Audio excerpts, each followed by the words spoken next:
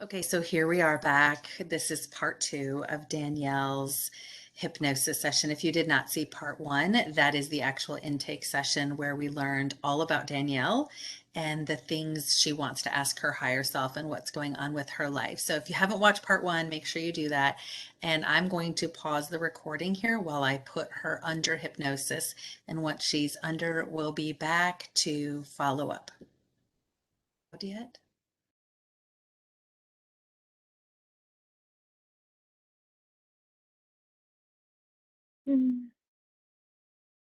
I'm not sure.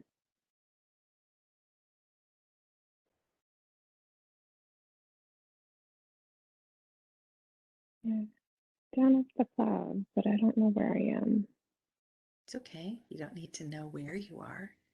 Just describe for me what it is that you see as you look around, or if you prefer, you can even look down at where your feet would be and tell me what you see, if anything.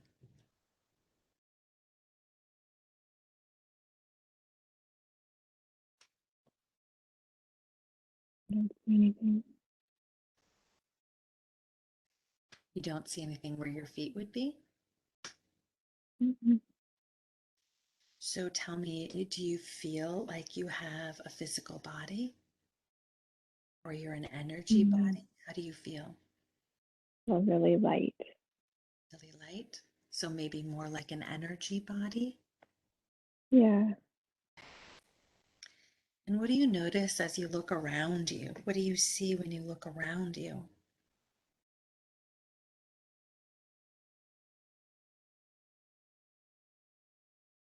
nothing. I don't see anything. What color does nothing have?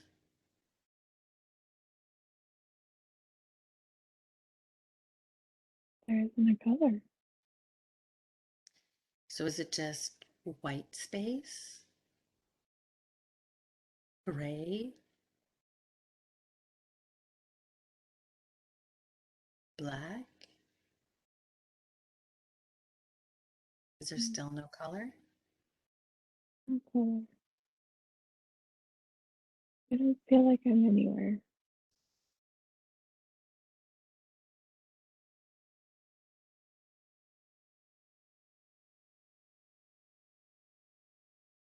Let's go back to that place, the beautiful place that you saw earlier.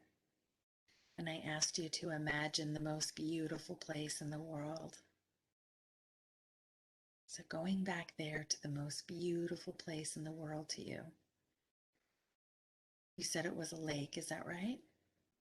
Yeah,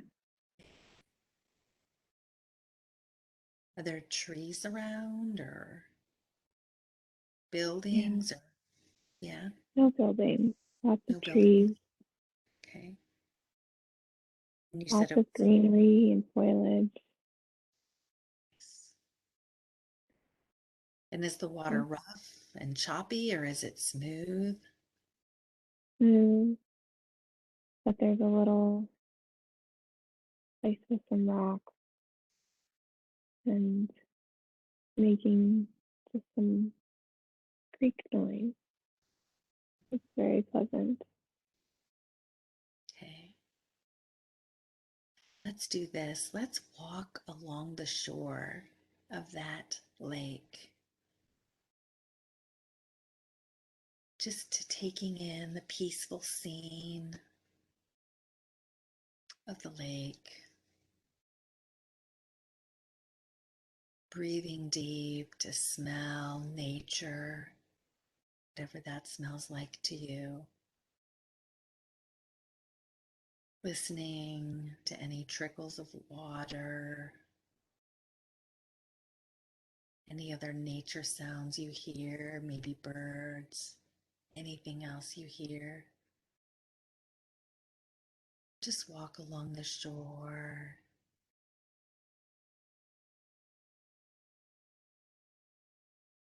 It's a place of peace and serenity.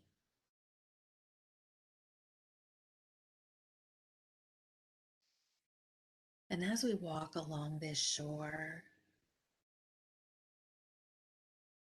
we're going to turn it into a magic shore and a magic lake. As you walk, you're actually walking back in time. So every step you take, since there is no time, we're setting this to be almost like a portal. Peaceful, beautiful place to be able to experience visiting another life. But let's just continue to walk along the shore. Is it sand under your feet? Or is there grass right up to the water? Dirt. It's dirt. Okay. Are you barefoot? Yeah. Barefoot. Barefoot, just enjoying the feeling of Mother Earth under your feet, under your Mm. toes. That security of knowing that she supports you. Just continuing to get the beauty of the water. You said there was lots of trees and foliage, surrounded by nature, looking back in time, every step, looking back and back and back.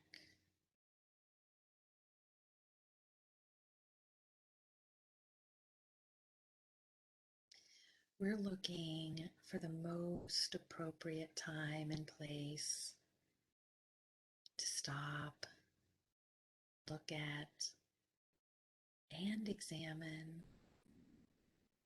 something with a message for your life now, something that might be relevant or have a message, or even show you a life that's completely different from what you're currently experiencing.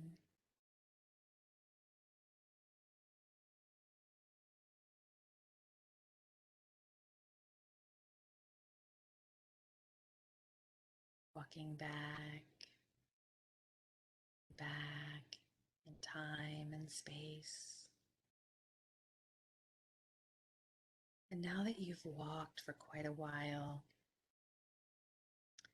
I want you to look, whether it's to your left or to your right, to where the trees and the foliage is. You to walk toward them. Because once we get about 20 feet into the foliage and into the trees, there's a door waiting for you to open to the life that's most relevant for us to see at this time. So I want you to just walk toward them and then walk into it. Smelling the smells, feeling your feet on the earth.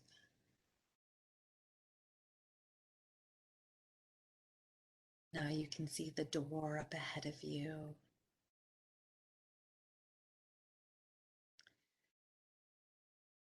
Knowing that this is the place that we're able to look at a life that your higher self, your authentic self, wants to show you, to give you some sort of message.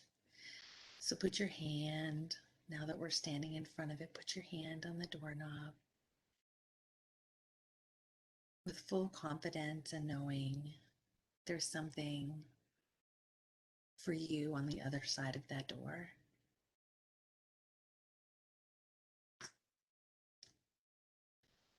Now I want you to go ahead and open that door, pulling it toward you. Then stepping over the threshold into a completely different time, different place. It may be on earth, it may not be on earth. So close the door behind you, and as your eyes adjust and you look around you, I want you to tell me the very first things that you see now that you're standing on the other side of that door. What are some sights or sounds that you see?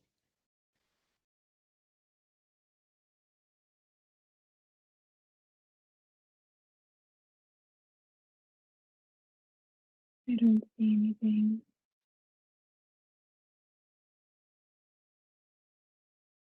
Black.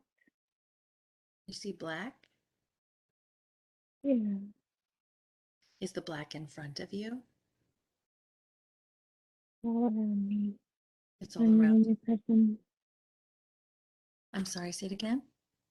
I'm the only person here. Mm. So it's behind you also? Yeah. What about to your right? Are you able to see or feel if it goes all the way to on the right to infinity, or is there a way to get around it? Does it end and we can walk around the end? No. What about It's, to your left?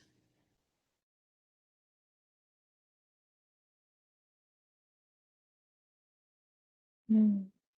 There's, there's nothing. I mean, I don't see anything. It's me. What about how high is it? Are you able to climb over it or jump over it and go to the other side of the black?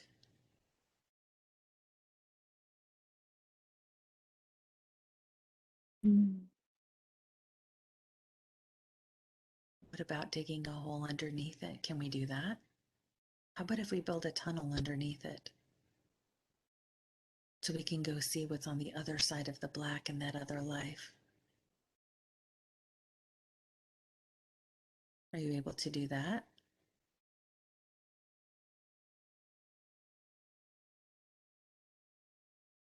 I don't think so.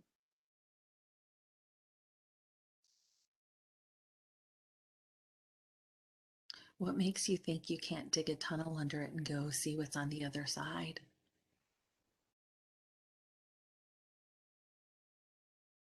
Guess I can try. I How about feel if like you I'm floating. So, um, feel like you're floating? yeah. How about if we do that then? How about if you float and let's float up? Let's float over it. And how about if you, as the powerful creator that you are, you create an end to that wall? You can make it as tall as you want, but you can also float as high and as far as you want. So let's create an end to that wall and how tall it is. Let's allow you to just float up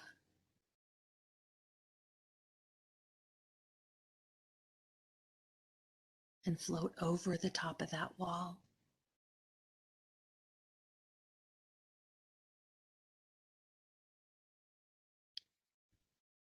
Then imagine once you're over at the top of that wall, imagine that there's like lead in your boots, or somebody let all the helium out of your balloon, your floating balloon that you're riding in, and you have to come down to the surface. You're being pulled down to the surface.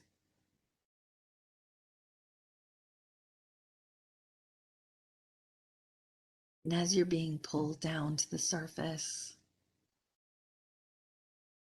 what images start to form in your mind, or what do you start to see in front of you, just completely opening your third eye and your physical eyes? What is it that you see around you?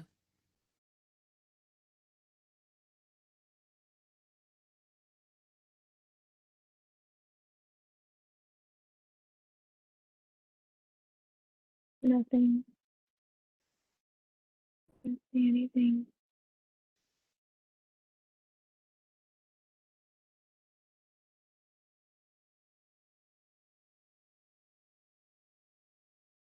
Do you see any sort of colors start to form? Or is it still black?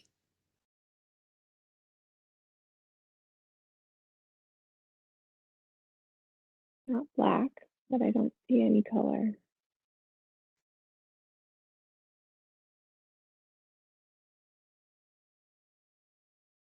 What about like at the beginning where I asked you to see a red bird? Can you see a red bird now?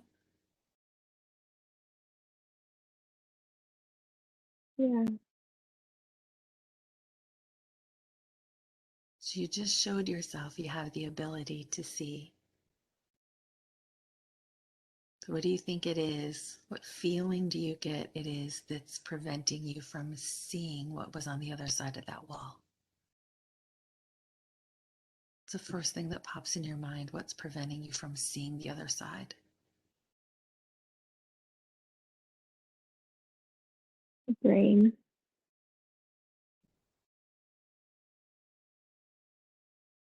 So the place where Danielle lives? Yeah. And why do you think Danielle doesn't want to see anything?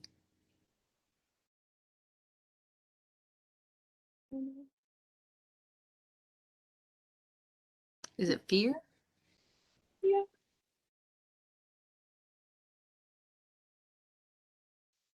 Fear of what?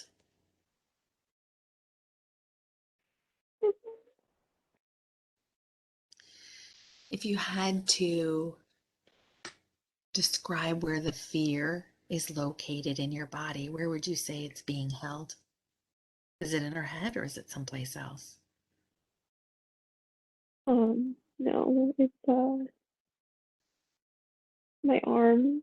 I feel tingly and a Oh, quiver in my mouth, like my top lip. so you feel like the fear is being held maybe in your arms, in your lip? Yeah. Yeah. If you had to give it a color, what color would you give it? Red. Red. Is it a bright red or a deep red? A deep red. A deep red, like an angry red, huh? Yeah.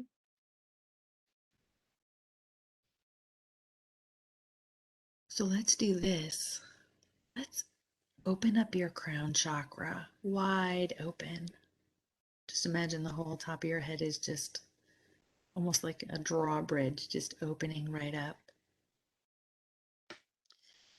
Let's have your crown chakra open up now and let's allow your higher self, your creator self, to send in pink, loving, massive amounts of pink, loving energy now to just gently flow in almost like a mist. Let's allow that pink, loving energy to surround all that red energy of that fear. Just surround the fear that's being held in your arms, the fear in your lip.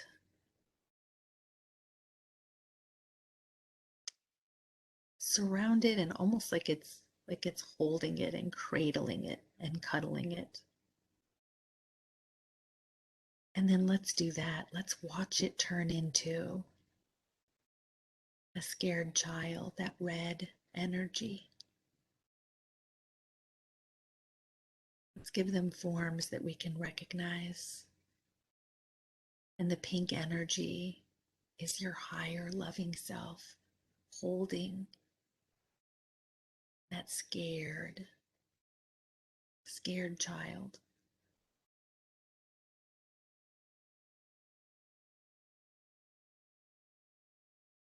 And just feel that embrace. Notice what it feels like and looks like to have that fear be comforted in that way with unconditional love and that sense of safety and that security.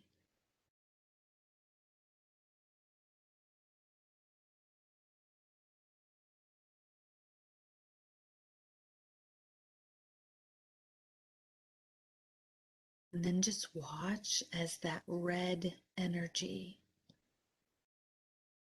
melds and merges with that pink energy of unconditional love. And just like when you were riding on the cloud and I had you become one with the cloud, watch now as that red energy, that fear, that scaredness merges and melds with that pink love energy and becomes one, completely embraced by that pink energy.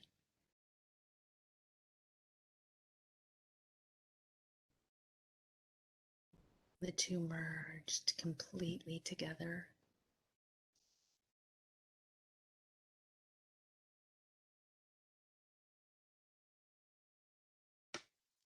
to the point where you maybe even can't even see any red energy anymore. It's just been completely transmuted, transformed, alchemized into a higher frequency, transmuting that lower frequency into higher frequency, because the truth of who that energy really is or could be is love, because everything is love, everything is God.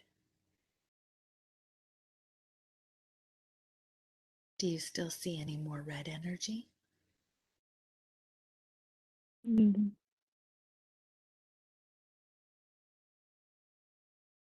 And then let's watch that pink, unconditional love energy start to spread out through the rest of your body now, flooding and filling the rest of the body, just like I said, almost like a mist or a fog, just spreading throughout the rest of your body, filling your body with that pink energy of unconditional love.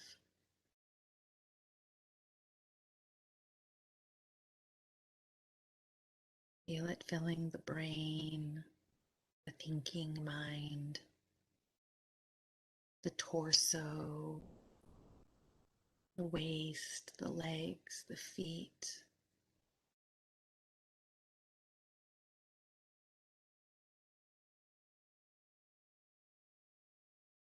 flowing down the back of your spine, loving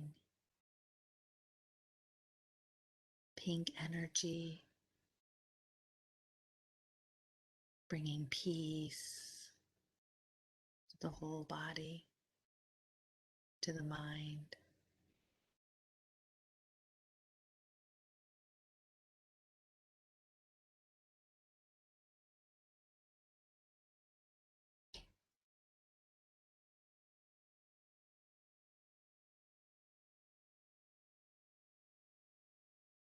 How do the arms and the lip feel now? Relax.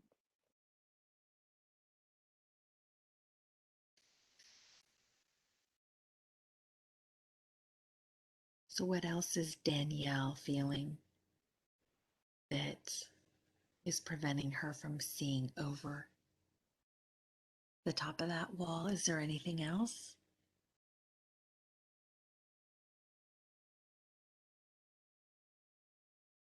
Just have thoughts in my head.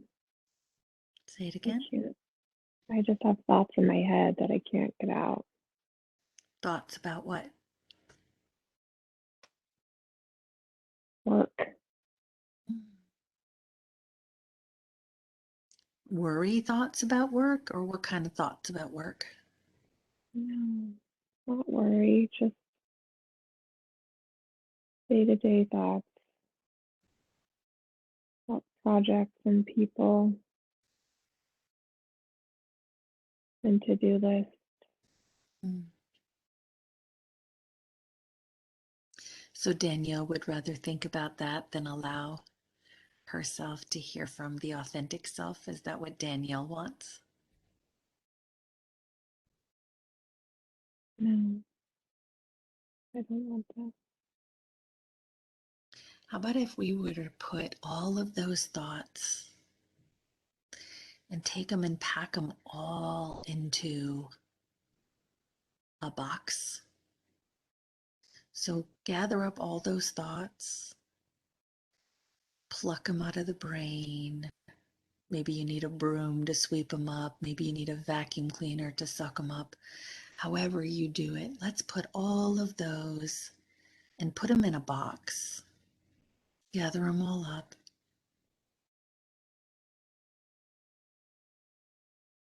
Do you feel like they're all in the box now?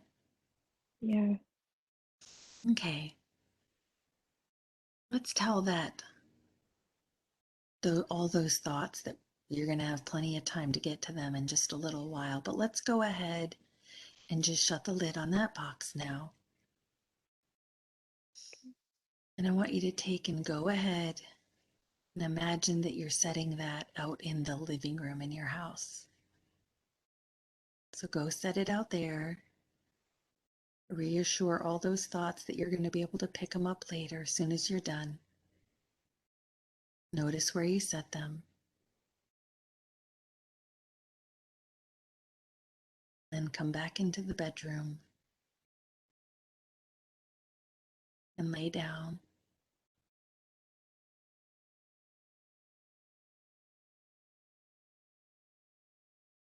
Get comfortable back in the body again.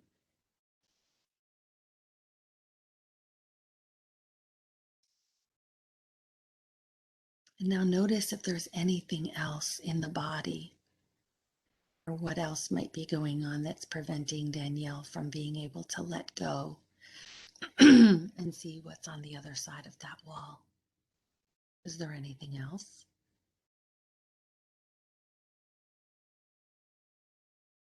Or is I Danielle think ready? so. I think we're gonna be ready. Okay, all right. So let's do this. Let's float up again. Create a stopping point for that black wall in front of you. Let's float up as high as you need to float.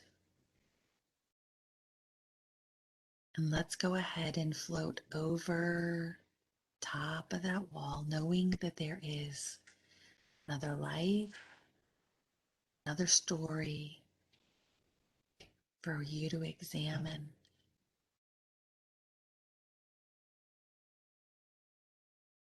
Have you come over the top of the wall yet?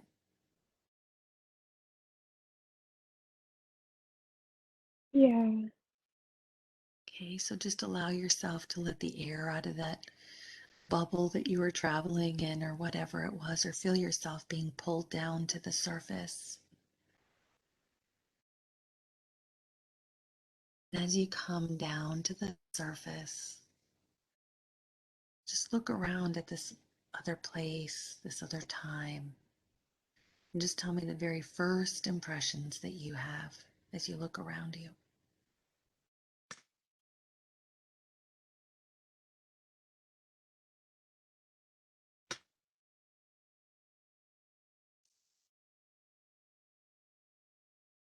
Don't see anything.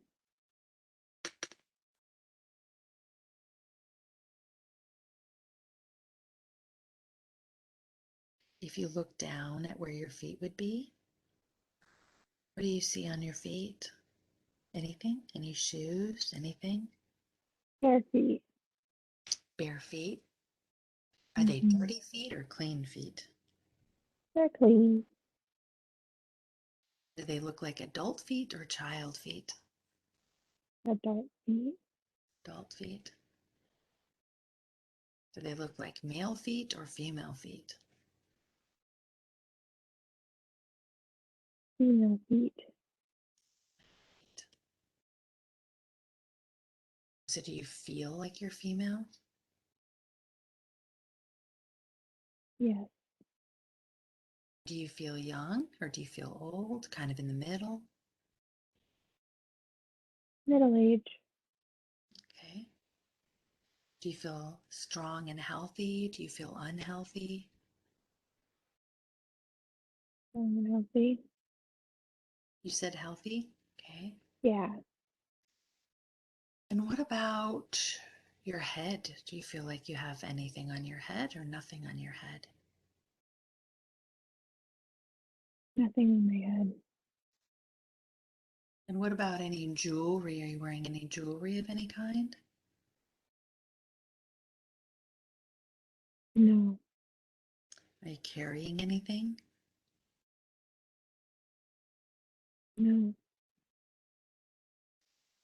And what about for clothing? You had bare feet. Do you have any clothing on or no clothing on?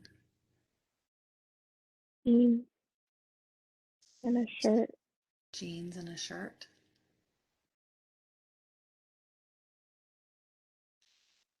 Yeah.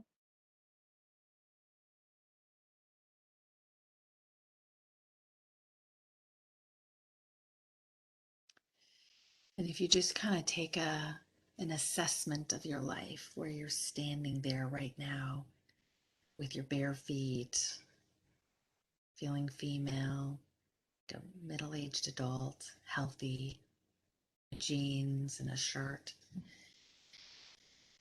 and just kind of breathing in and taking an assessment of your life and your emotions.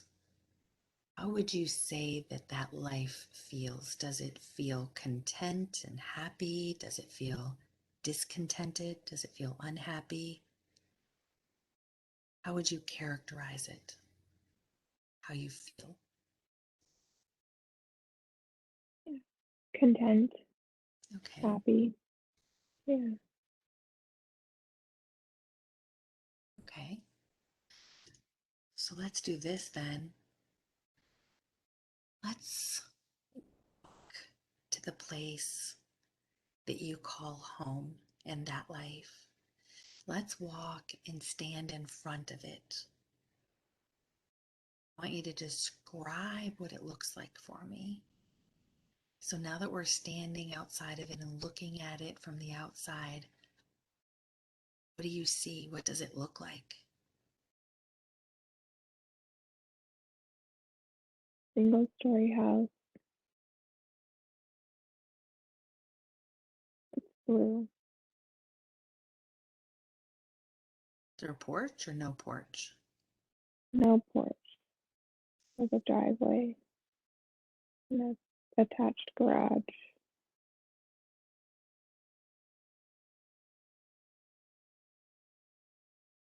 There's a And if we lawn. go, I'm sorry, say it again. A lawn. Grass. Okay, okay. And if we go inside at mealtime,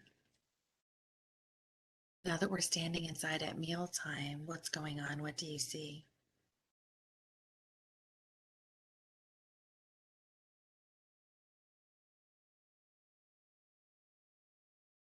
I'm in the kitchen cooking. Anyone else there?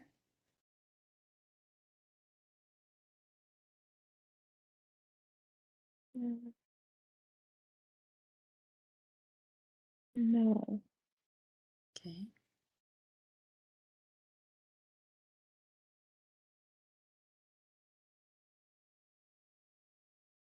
And when the cooking's done and the meal is put on the table, go to that time. Does anyone else join you there?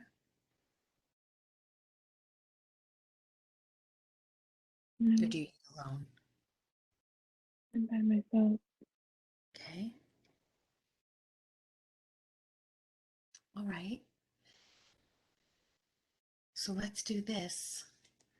I want you to leave that scene and I want you to move forward. And it could be days, could be weeks, could be months, or it could be years. But I want you to move forward to what you would consider to be an important or memorable day. So, a day that you consider to be important when something is happening. So, move forward to that. And now that we've moved forward to an important day, what is happening and what do you see?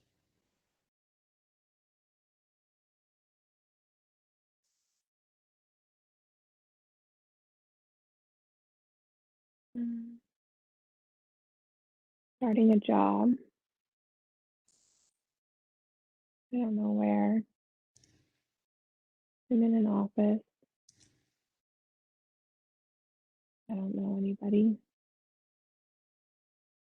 So, are you nervous or how do you feel? No. And Okay. also nervous, a little apprehensive, just of the unknown.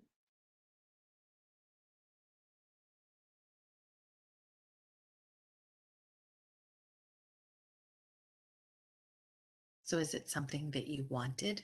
Does it feel like, yes, I'm doing this? Or is it kind of an opposite feeling?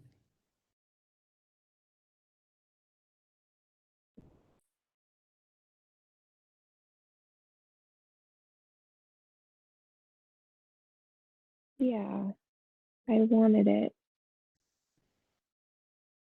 I think I was a little surprised that I got it.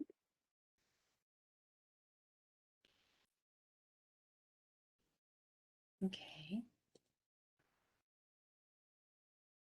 So now I want you to leave that scene and I want you to move forward again. It could be days, weeks, months, years, but I want you to move forward to a day where you consider something else important to be happening. So a day when something memorable or important is happening. And we've now moved forward to another important day. Tell me what's happening. What do you see?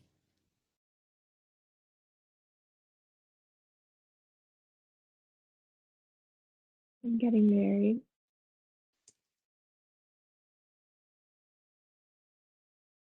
Tell me about that. Is it a wedding, a big wedding, or is it just the two of you? It's a big wedding, like 100 people. Okay. And what do you And think as you stand? I'm sorry, go ahead. it's in a church Oh, okay. Church. And what do you think as you stand there looking at the man you're about to marry?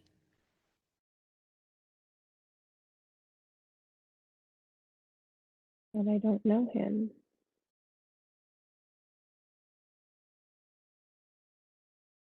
What do you mean And you that don't know him? I don't really know who I'm about to marry, Oh, and that it feels a little weird that we're in a church why does that feel weird?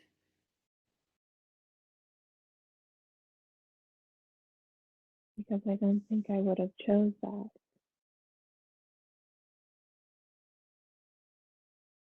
And when you say, I don't think I would have chosen that, who's the I that wouldn't have chosen that?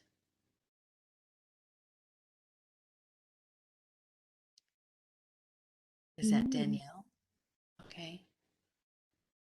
But this other version of you chose to be married in a church? I guess so. Okay.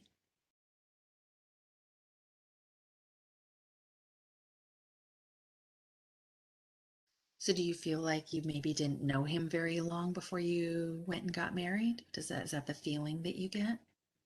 Yeah, and there's a lot of family and people there that I don't really know.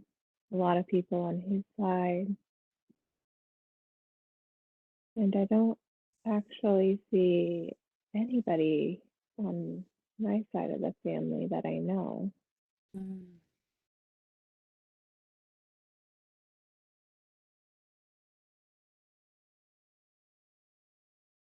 So why do you feel like you're going through and getting married?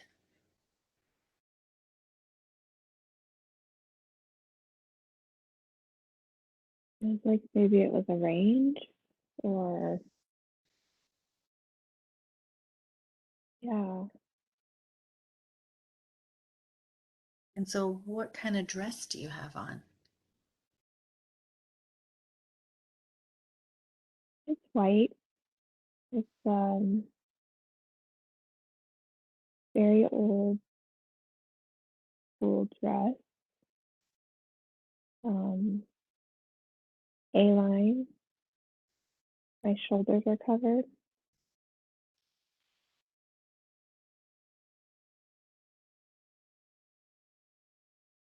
I'm wearing black shoes.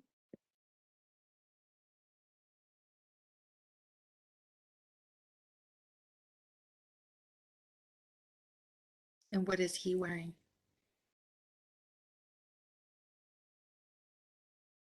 A suit. It's blue. Dark blue, medium blue, light blue?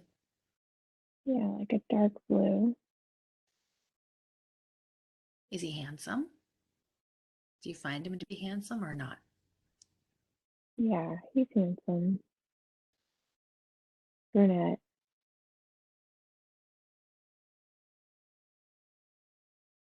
He's wearing a bow tie. Cream. Did you say cream or green? Cream. Okay. Okay. So let's leave that scene and let's move forward to yet one more important day. So, a day that you consider to be important when something is happening. And we've now moved forward to another important day. What is happening and what do you see?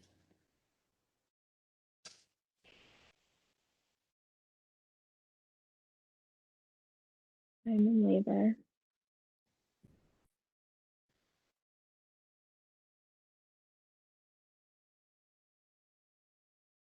And how does that I'm in, go? I'm in a hospital room, Okay. and there's lots of doctors and nurses,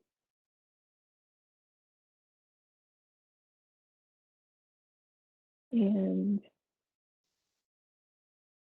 there's just a lot of commotion. I don't really know what's going on, except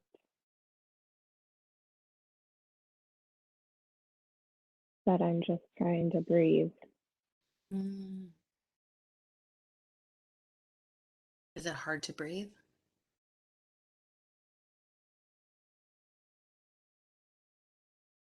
a little bit, and I'm really tired.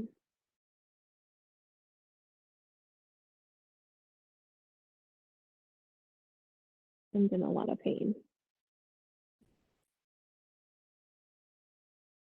Do you see your husband there at all? I don't see him. I just see the doctors and the nurses.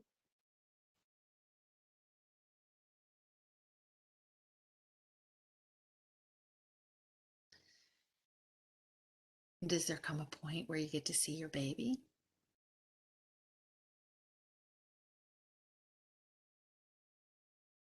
Yeah, it's a girl. Hmm. And how does that make you feel?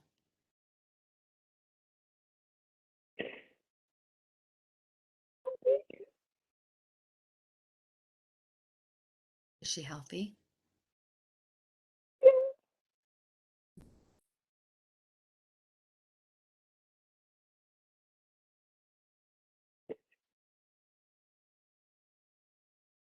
Does your husband come in and eventually see her that you can see? Yeah, And what's his reaction? he's crying too.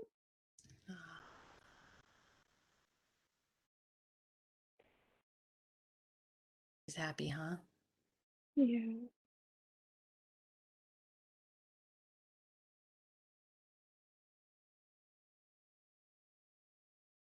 And what are you thinking as you watch your husband standing there crying out of love for your daughter? How does that make you feel?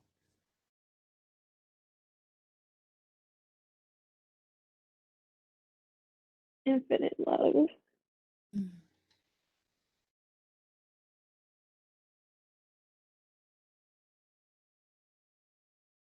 And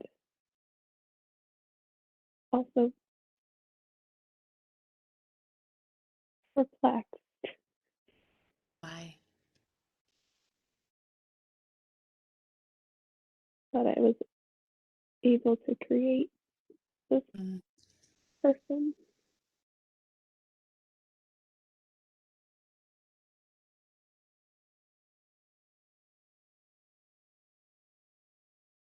Okay.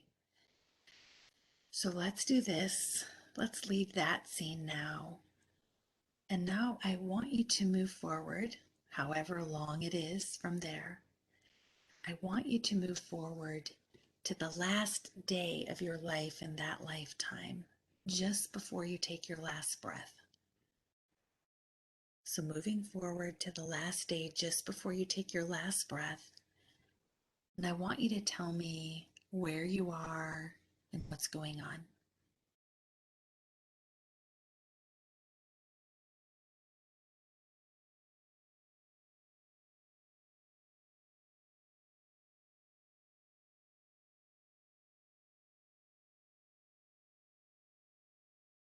Mm. I'm at home. I'm by myself. I don't know where anybody is. So I'm in bed reading. And do you feel like you're old or not so old? Not sold. Okay. Do you feel sick or injured or just pretty normal? Pretty normal. Hmm. So, do you have any idea that this is just moments before you take your last breath, or you don't know that? No idea.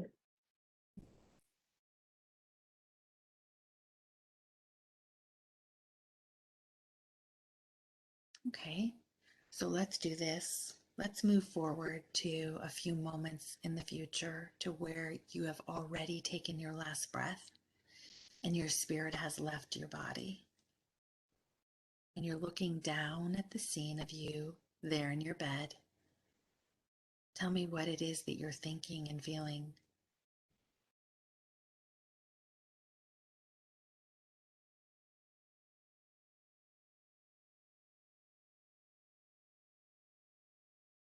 I'm thinking she was too young.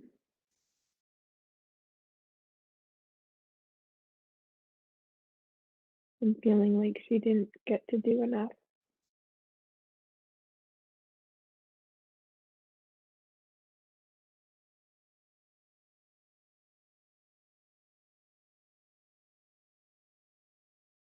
So, do you feel like you did what you came to do on that earth, or you didn't have time to accomplish everything? Seems like there was more to do.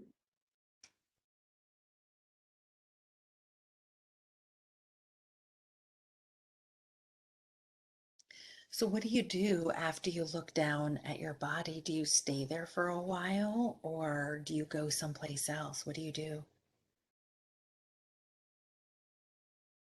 Yeah, I hang out for a little bit, kind of taking it in.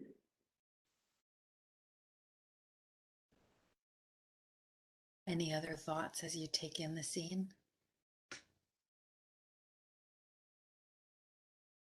I just noticed that I'm by myself. There's nobody else here. I died alone.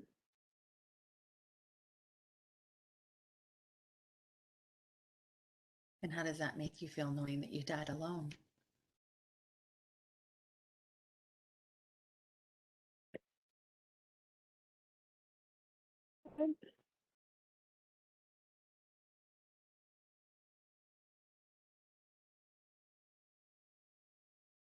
Sorry, how does that make you feel?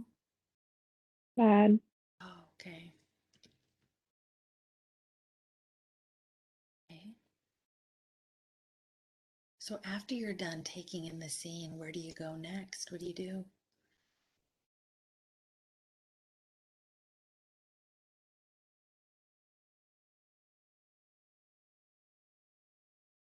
Um,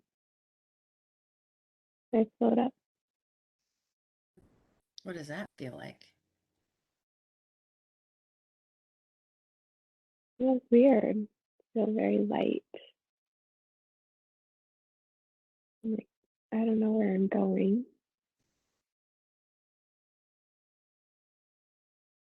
Do you feel like you're alone or like someone else is with you? I'm by myself. Okay.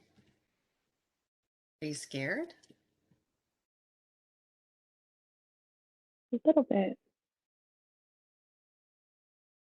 I don't know what's next. I'm exploding.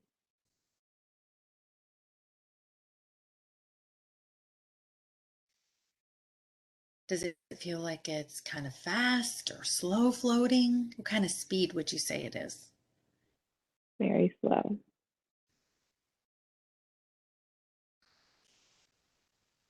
Taking So, my time. I'm sorry? Just taking my time. Oh, okay. Do you get to see Earth behind you? Does it get smaller? Do you see it at all, or do you not look back? Yeah, I can see it. Does it get further away?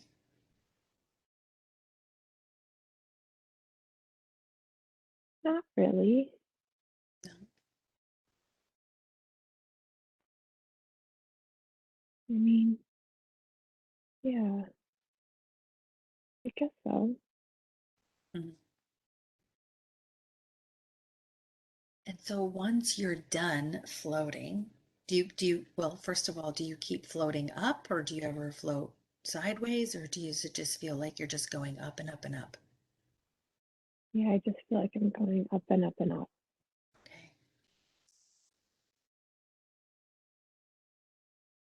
So once you're done floating up, because I'm guessing at some point the up stops, where are you then? What's going on then?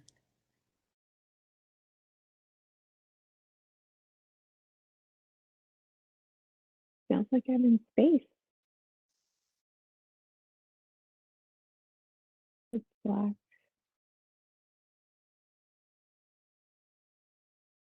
Is it totally black? As in pitch black? Yeah,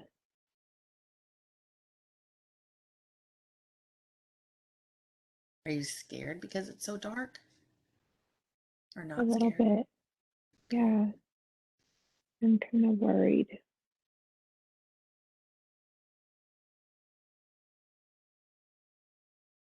What happens next?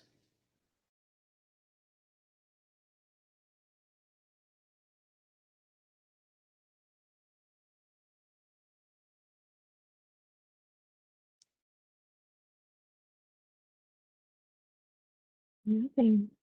I just hang out here. Mm.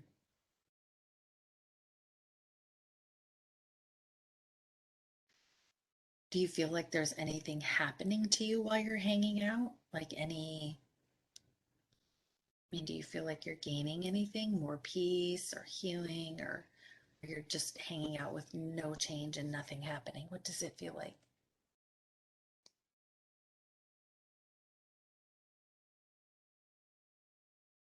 Yeah, I can't tell if anything's happening. Okay. Do you feel like you ever leave that blackness and go anywhere else?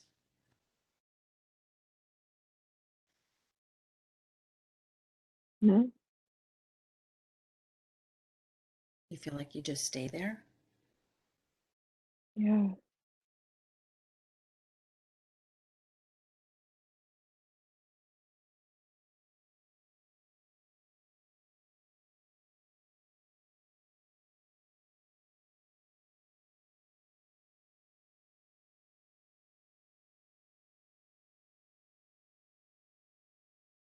Okay, let's do this. Let's drift away from that scene now. So let's drift and float away that woman. Let's leave her there to continue on her own journey. She will find peace. She will find what she's supposed to find. We're leaving her there to continue on her own journey. She will find peace. She will find what she's supposed to find. We're leaving her there to continue on her own path. And now I want all of the consciousness and personality of Danielle to once again return to the body and fully integrate back into the body. And may I speak to Danielle's higher self, please?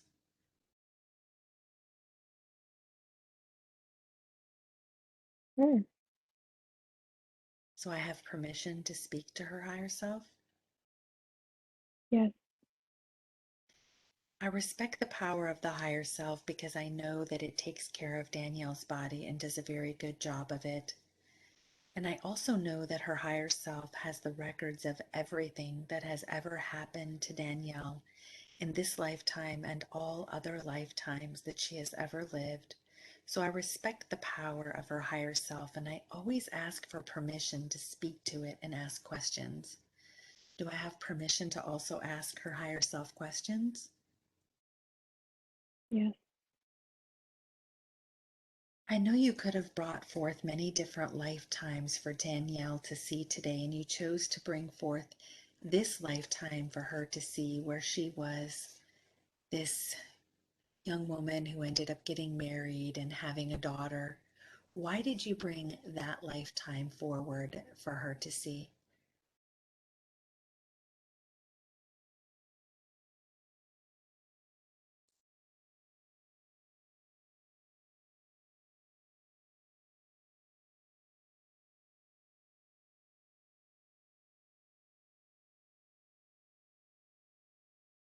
I don't know. And who is it that doesn't know? Is that Danielle or Danielle's higher self?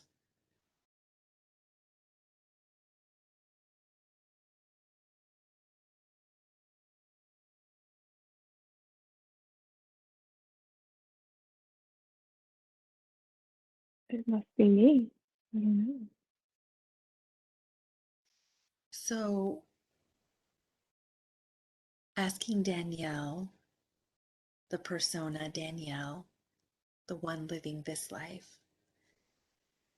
to please sit down in a chair in the corner on the side of the stage. And then on the stage is a microphone. And we're asking Danielle's higher self, her higher consciousness, not the one living this physical existence here on earth now, but the one who's always been there through all of the lives that her soul has ever lived, to come and take the microphone. Just asking Danielle to just be comfortable sitting on the side of the stage, just observing everything and allowing the microphone to be taken over by the higher self and the vocal cords to be used that are part of Danielle's body. And just talking directly now to Danielle's higher self, her higher consciousness. What was the reason that you showed us that life where she was the young woman who married the man that felt like she didn't really know him? And then she ended up having a daughter and dying fairly young while reading a book in bed. What was the reason you showed us that life?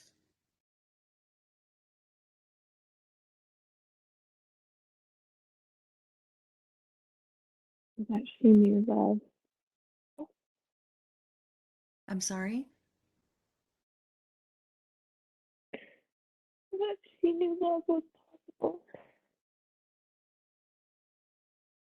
I still didn't quite understand you. Say it again. So she knew love was possible. Oh, okay.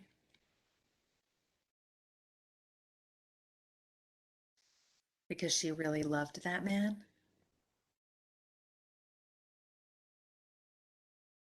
The daughter. Oh, okay.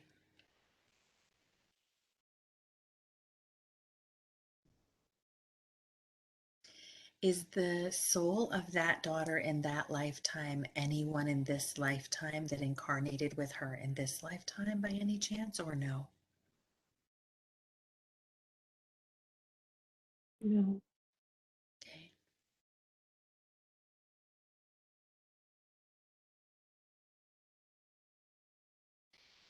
And what about any, and talking about any other life that her soul has ever lived in physical form? Does she have any issues currently in her body going on at any level that she came from to heal in this lifetime that might be left over from any other lives?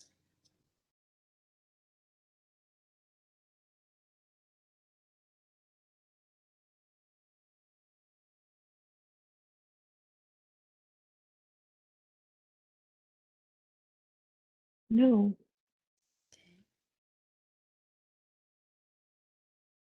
And what about any resentments from any other lives? Is she carrying any of that with her in this lifetime?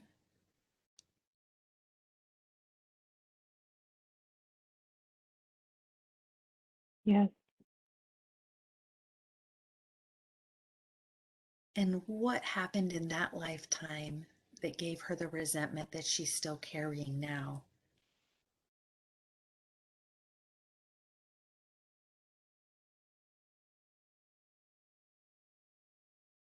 She was asked to marry someone she didn't know. It was arranged. And she resented And that? yes, Did she hold that resentment in her that entire lifetime? yes,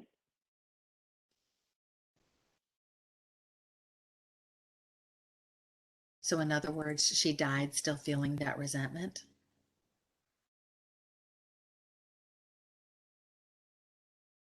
yes. And so, where is that resentment being held in her physical body, if at all, in this body that she has now?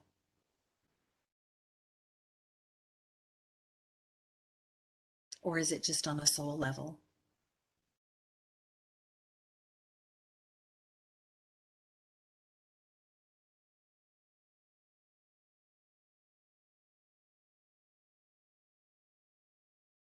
In her heart,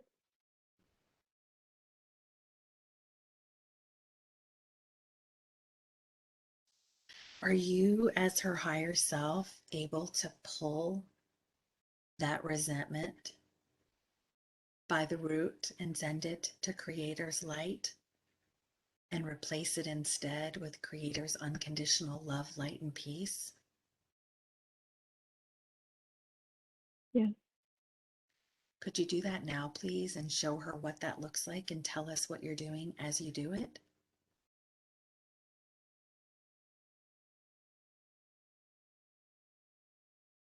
sure.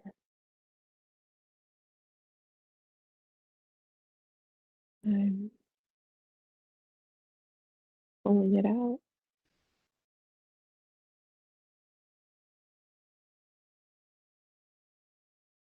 and showering her with light.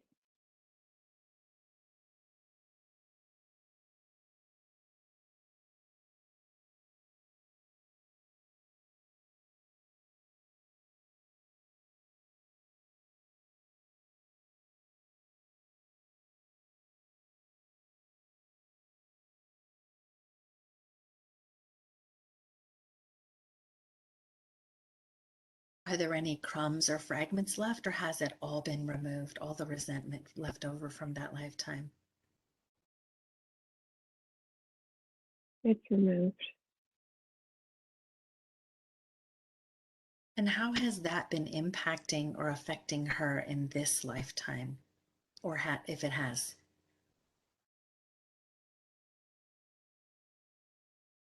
She doesn't trust people.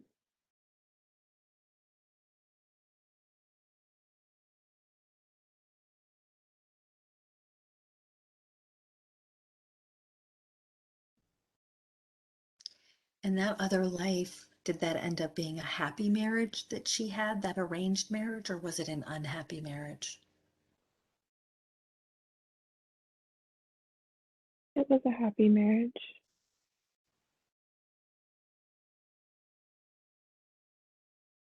Was it the life that you showed us, or was it a different life?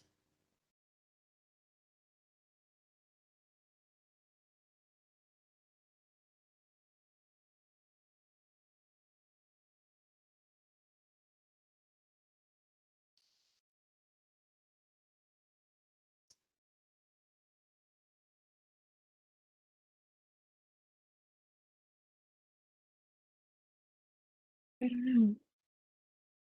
Okay. And speaking again to Danielle's higher self, with Danielle sitting on the side of the stage, does she have any fears left over from any other lives that she came here to resolve in this lifetime that she's still carrying with her?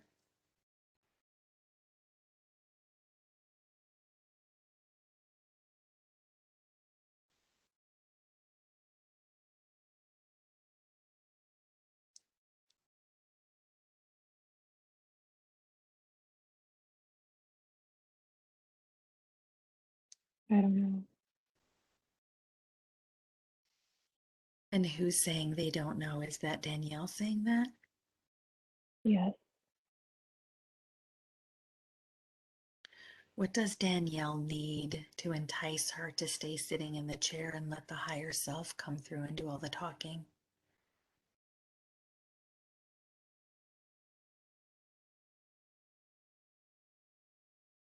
If we ask her nicely again, will she do it? No, she's having trouble understanding.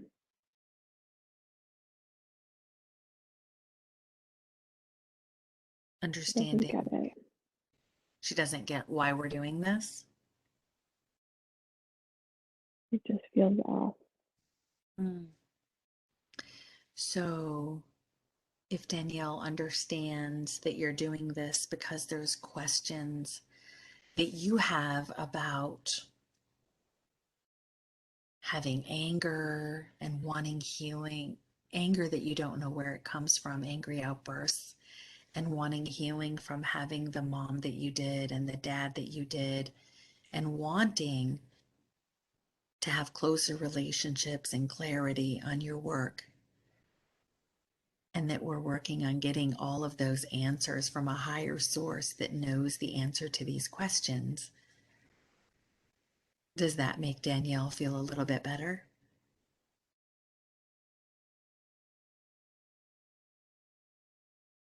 It does. It doesn't believe it though. That it's What possible. what makes it unbelievable? Does Danielle think that she's the only thing that exists and there's nothing higher than her?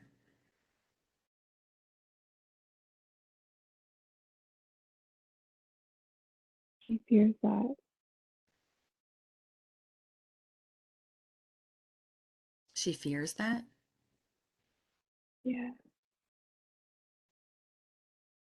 So what if Danielle were to sit down and observe, and then at the end, when it's all over, she has the choice to decide whether or not to believe anything that happens during this session. And she can throw it all away in the trash in her mind, or she can keep all of it or choose to keep parts of it, whatever makes her feel safe and secure in whatever she finds to be believable. But she's free to discard all of it.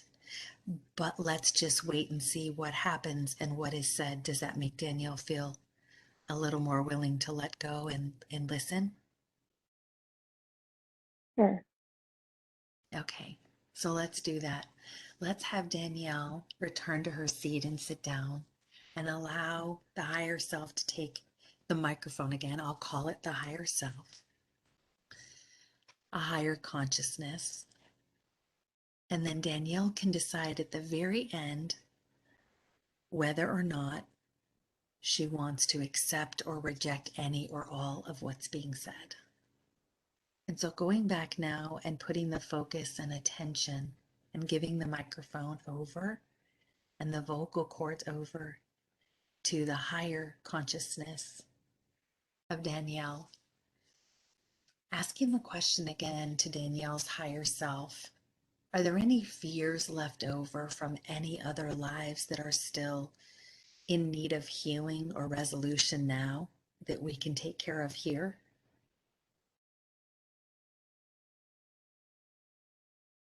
Yes, And what would those fears be?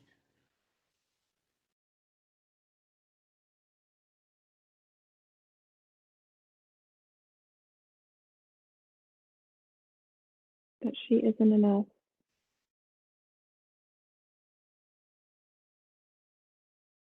that she doesn't have a purpose.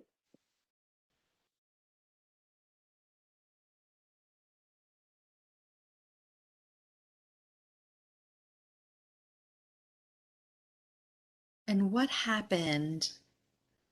What was the first lifetime where that became a fear of Danielle's, where she felt like she wasn't enough or made to feel like she wasn't enough? What happened in that lifetime?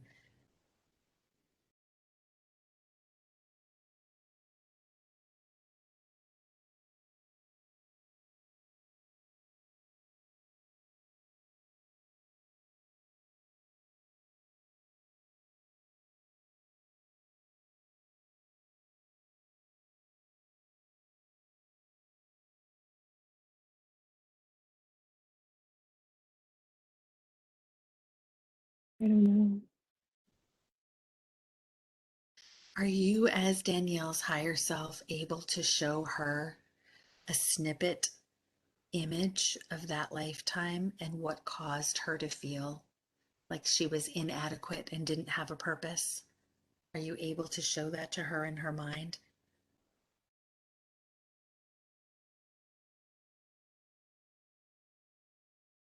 And what image comes to mind?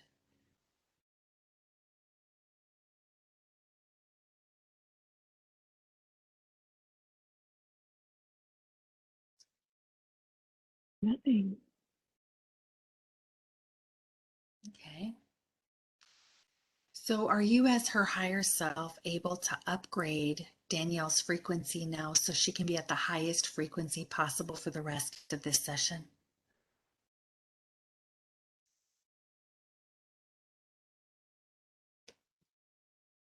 Yes, Could you do that now, please, and show her what that looks like and tell us what you're doing as you do it?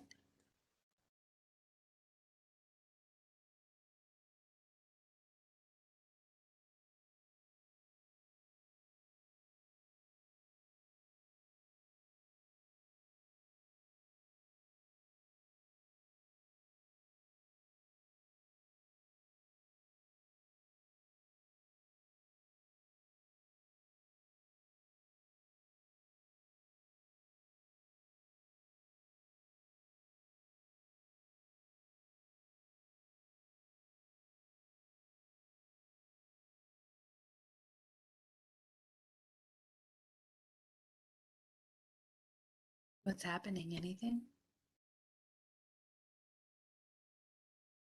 she's resisting. I'm sorry? She's resisting. Oh, Danielle's resisting. She doesn't want to have her frequency upgraded.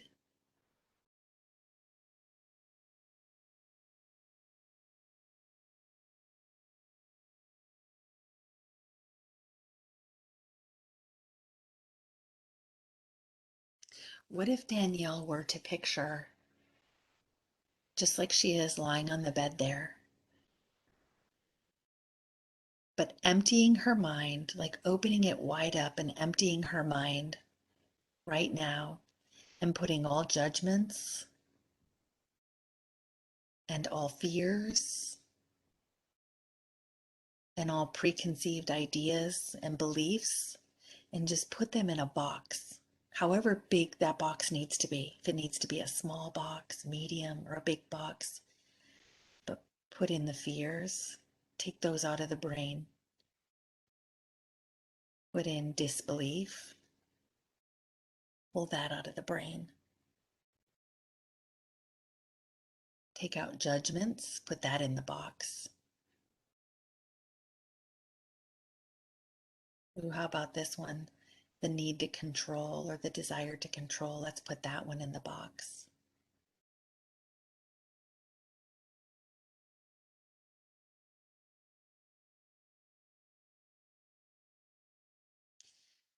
Fear of the unknown. Let's put that in the box.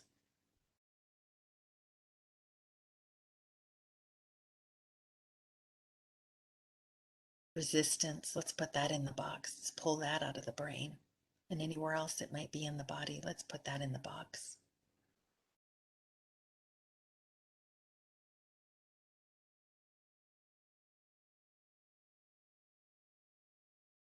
Let's put all that in the box. Make sure it's all cleaned out of the brain or wherever else those may be in the body.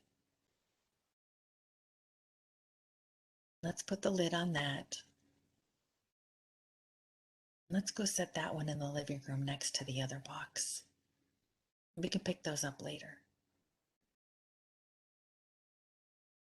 So just make a note of where you're putting it in the living room next to the other box.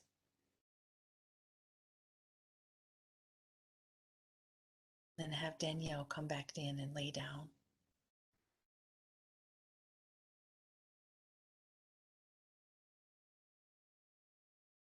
Now that you're back in bed laying down, I want Danielle to just imagine that there's double doors, big double doors on the outside of her heart.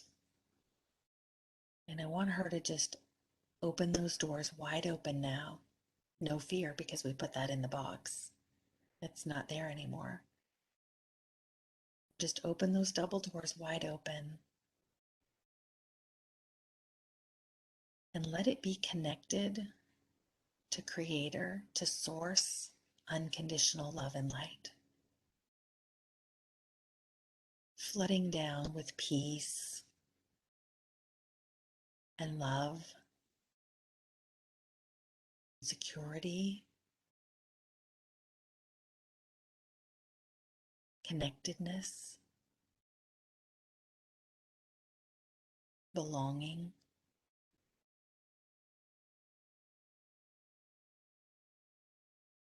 absolute unconditional support.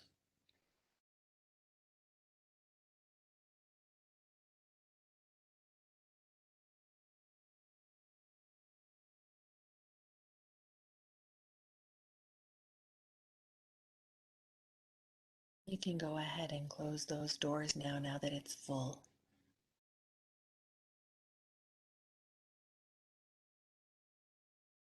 So now we've taken out all of the judgments and the fears and the disbelief, and we've filled the heart of Danielle with that unconditional love and peace and support and connectedness to Creator, to Source, to a higher source.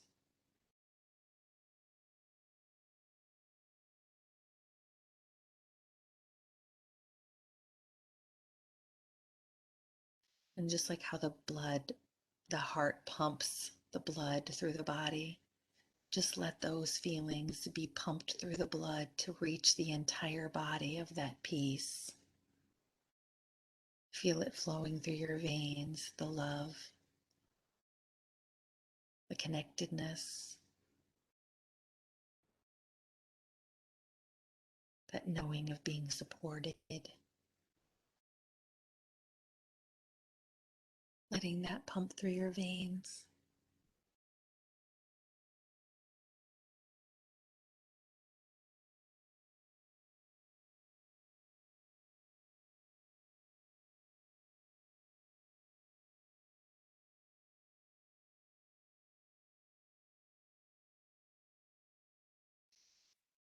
And then just imagine this golden light coming down from Creator, from Source, and wrapping, cocooning very gently the entire body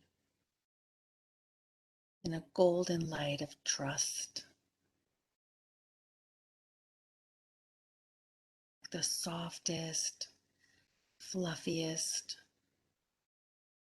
lightest weight blanket of golden light, of trust and comfort, just swaddling the whole body.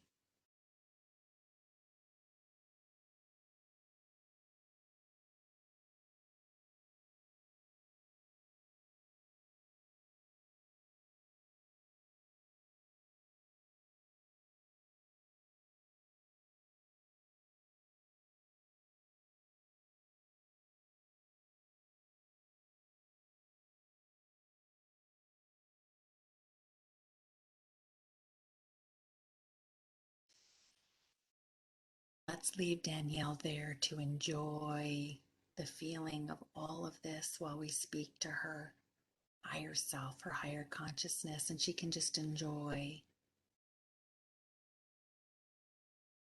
being in almost like that mesmerized state, laying there with trust and love and peace, support and connectedness.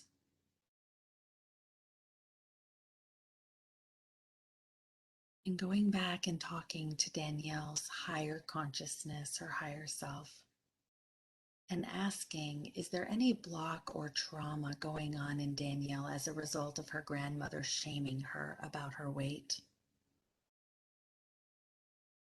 Yes. What can you tell her about that? Or are you able to pull that and heal that for her? That shame? Yes. Could you pull that shame from her now and send it to Creator's light and replace it instead with Creator's unconditional love and light and acceptance? Yes. Could you show her what that looks like and tell us what you're doing as you do it? Yeah. You know, I'm downloading.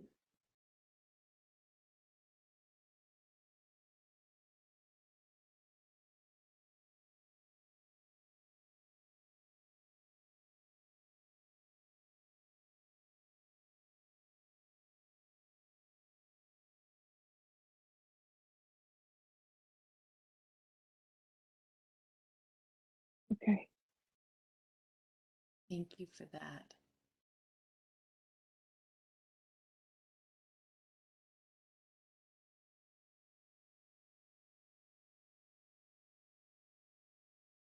And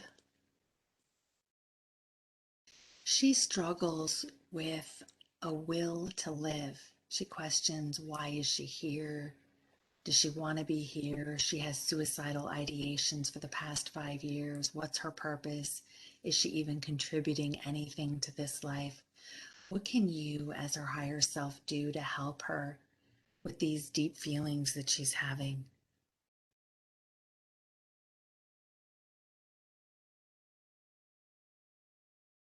Everyone has a purpose.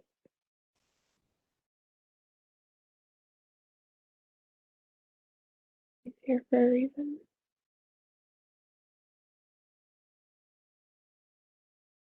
What is the reason that Danielle wanted to come down here and incarnate as Danielle?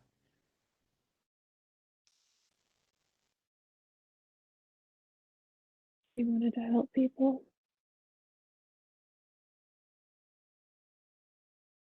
She's a light being. Is she a light worker?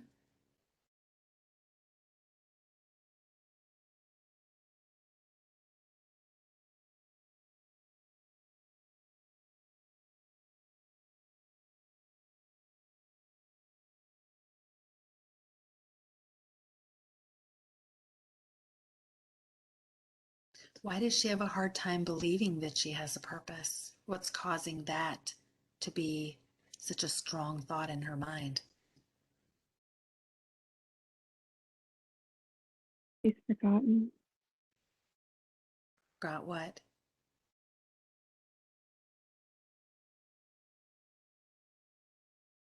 Forgot that she had a purpose or something else?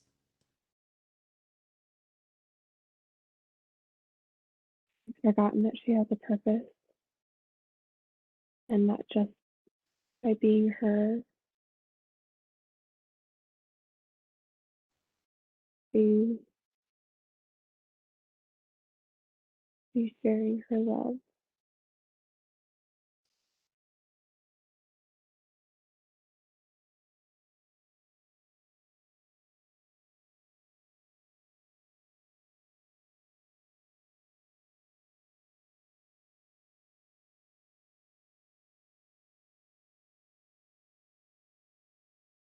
So, what can you, as her higher self, do? Is there any kind of download or program that you can give her to help her remember this easier, that she does have a purpose?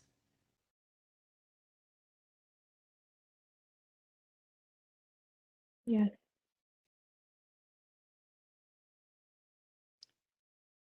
And what would that be? What are you able to give her or do for her to help her have that, I guess, be ingrained in her, that just that knowing that she has a purpose, that belief? Are you able to download that belief into her? yes, Could you do that now? Download the belief in her of, I know that I have a purpose, and show her what that looks like and tell us when you're done doing that? yes. You.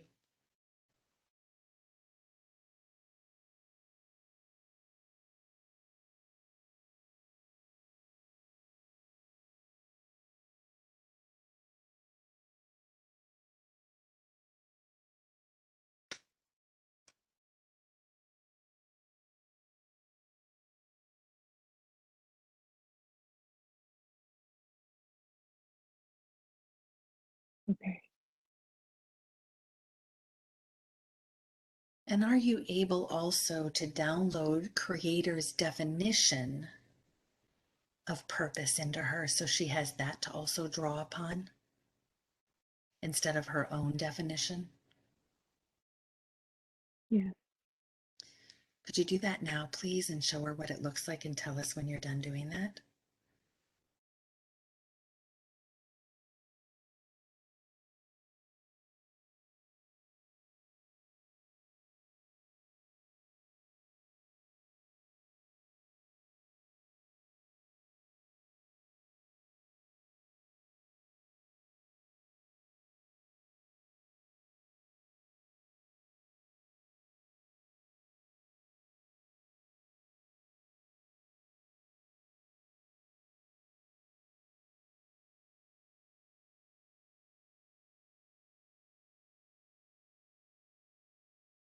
Okay.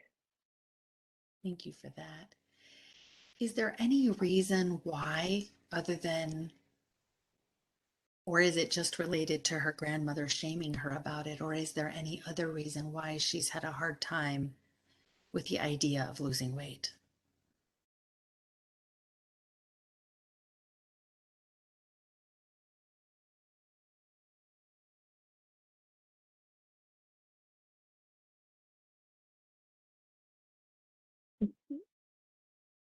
It's protection.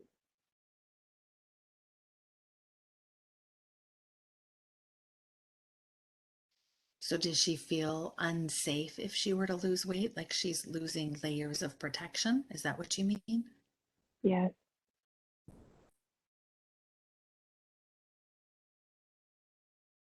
yes.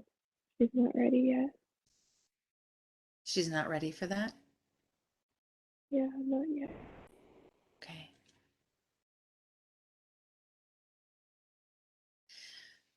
So are you able to download though, even if she's not ready for that yet, are you able to download Creator's definition of safety and security into Danielle so she can have that to draw upon instead of her own definition of safety and security?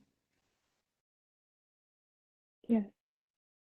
Could you do that now, please, and show her what that looks like and tell us once you're finished?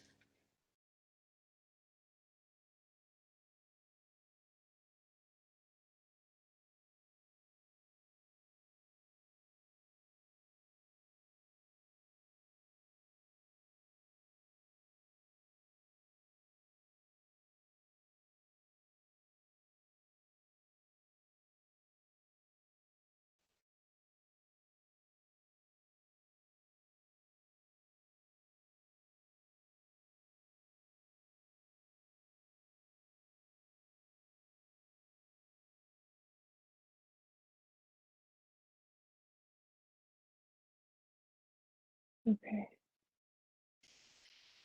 Could you also download the program into her of, I know what safety and security feels like, so she knows the feeling of it,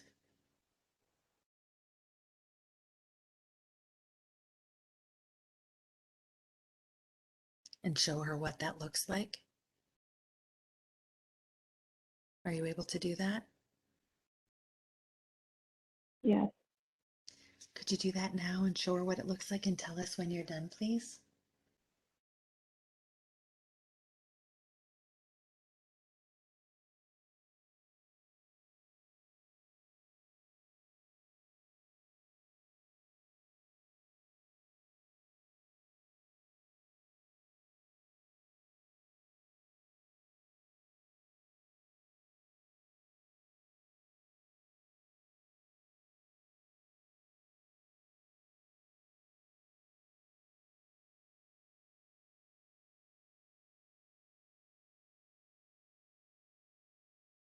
Okay. And lastly, related to that, are you also able to download the program into her subconscious? I know how to rest in the safety and security of the creator of all that is. To give her the feeling and the knowing of how to do it. Yes. Could you do that now, please, and show her what it looks like and tell us when you're done?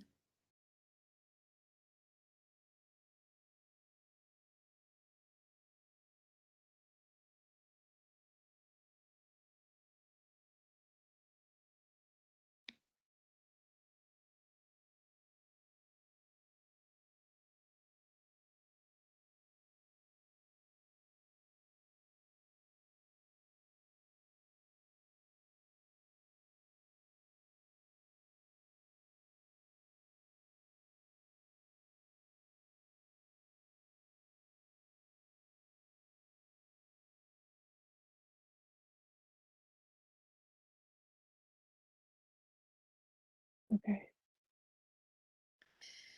Because of having religion forced on her as a child by her grandmother, she now wants nothing to do with religion.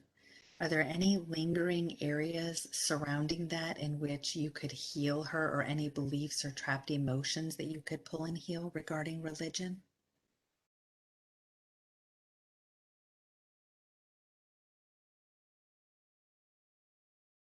Yes.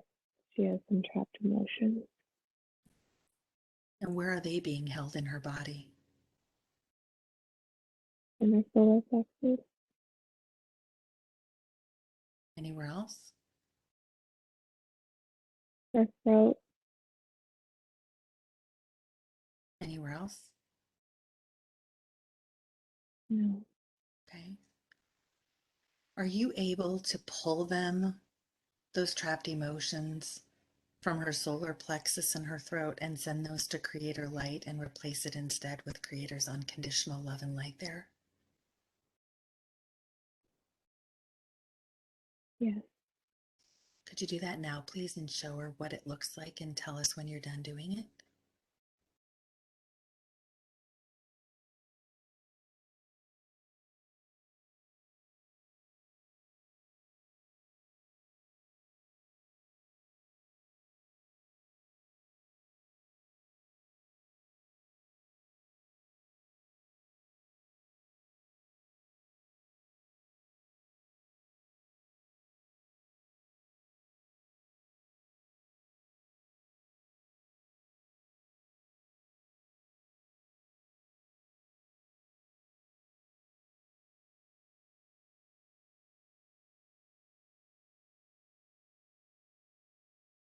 Okay.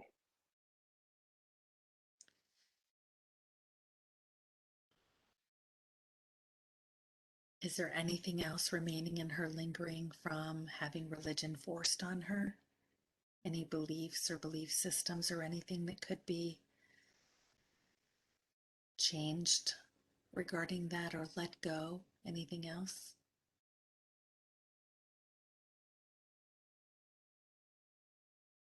Yes. And what would that be?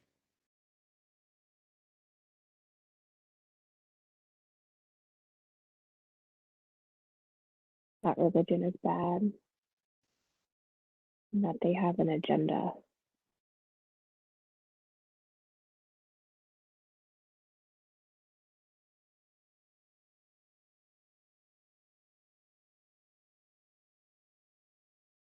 Is that true? That religion is bad and it has an agenda?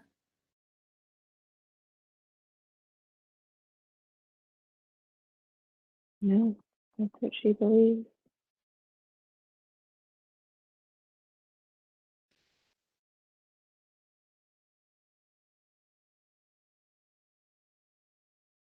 So are you, as her higher self, able to pull that belief that is not in alignment with truth and replace it instead with Creator's definition of truth? Yes. Do you do that now, please, and show her what you're doing as you do it and tell us when you're done?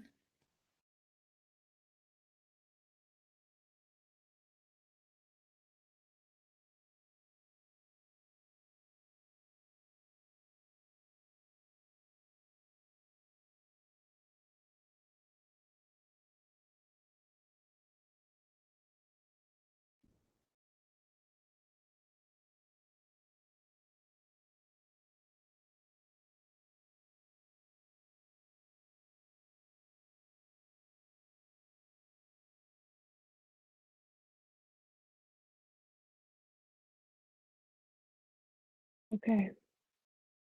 What was the purpose, or why did she choose to have the grandmother that she did? What did she want to learn from her grandmother? What was the purpose in incarnating with her?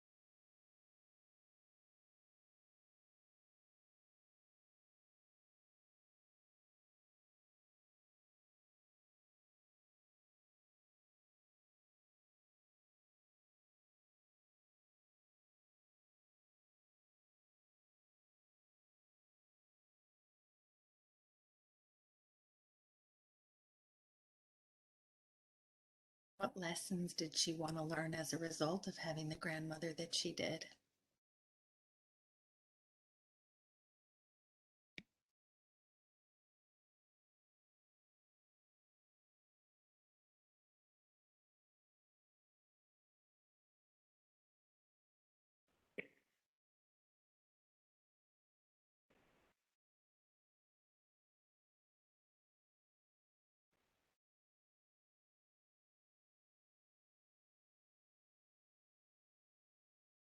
Are you okay?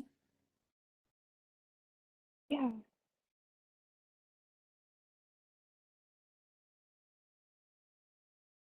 What's going on?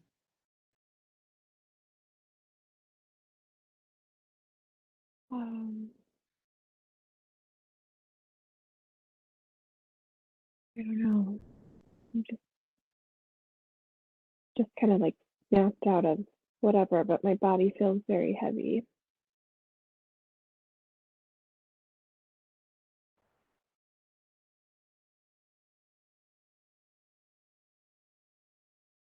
Okay, let's do this. Let's close your eyes. Let's go back to remembering the heart space completely filled with pink love, unconditional love energy in the heart space,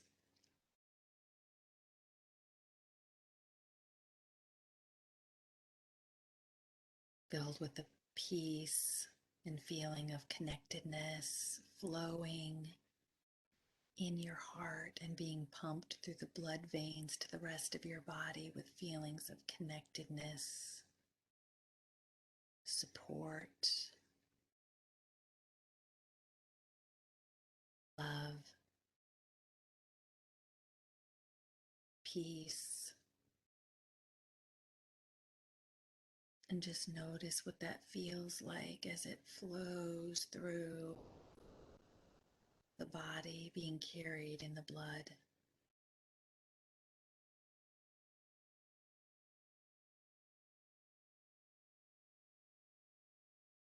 And reactivating that golden light, that soft, fluffy, cozy feeling of that golden light of trust wrapped around your body very gently, swaddling the body, and the energy of trust,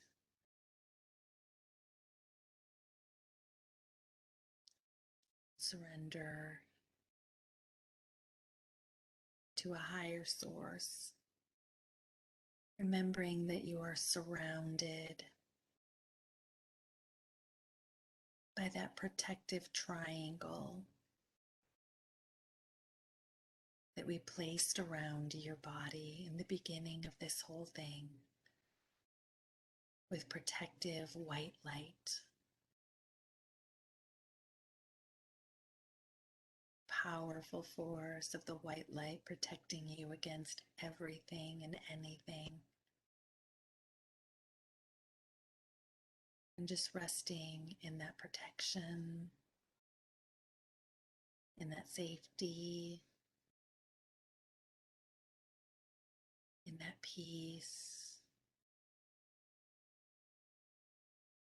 in that trust.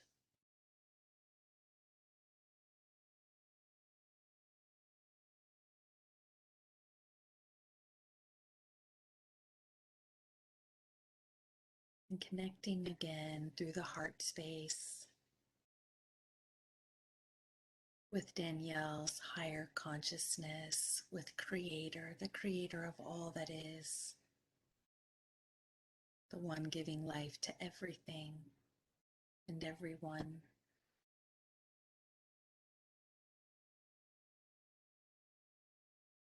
Reestablishing that clear connection to the Creator of all that is.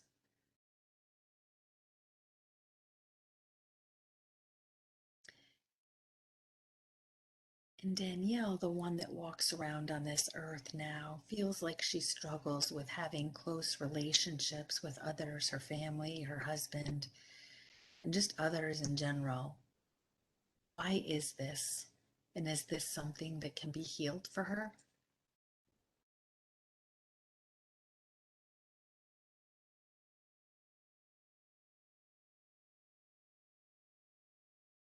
Yes, it's not open. Did you say she's not open? Yeah, Why isn't she open to that?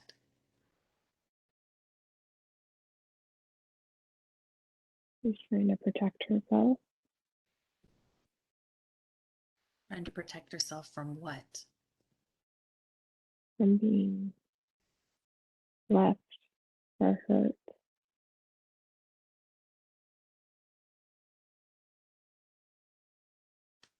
And do those fears of being left or hurt stem from this lifetime or from some other lifetime?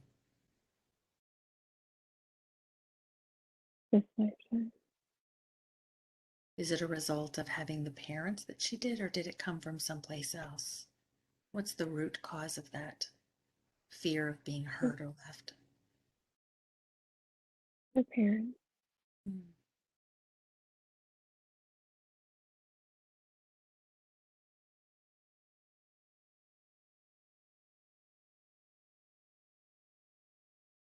So are you, as her higher self, able to pull the fear of being left or hurt by the root? Are you able to pull it out of her and send it to Creator's light and instead Replace it with the feeling of being secure and safe in relationships. Yes. Could you do that now, please, and show her what you're doing as you do it and tell us when you're done?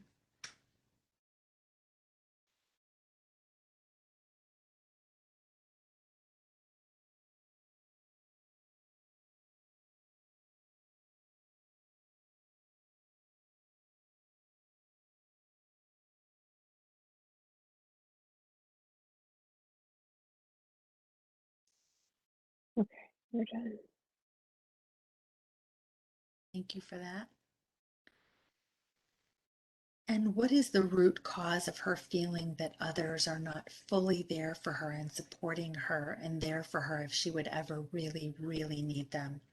Where does that come from?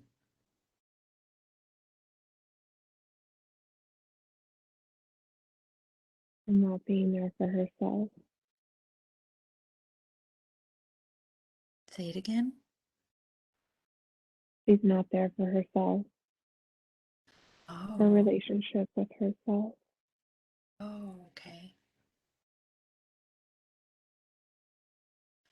So, what can she do to develop a relationship with herself?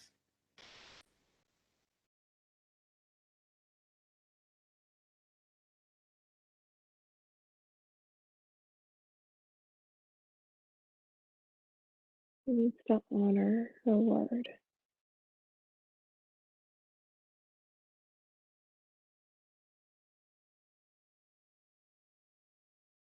What else can she do Not to have a relationship with herself?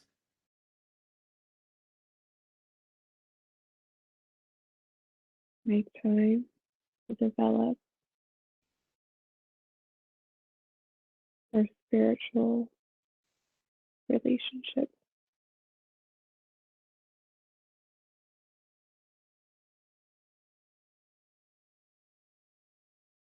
And if she makes time, what would she be doing in that time? Would it be meditation or learning, or what would that entail? Making time for her spiritual relationship. Meditation, journaling,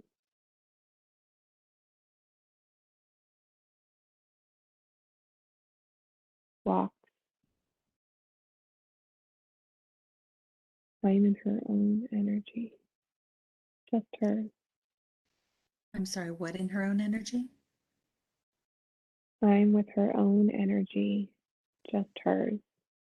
Okay. So being by herself.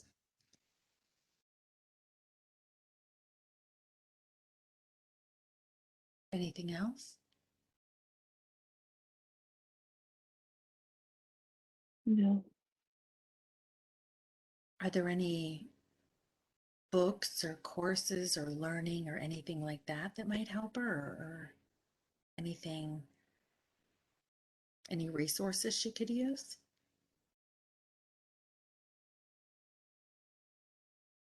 no. Meditation. She's on the right path. She's learning.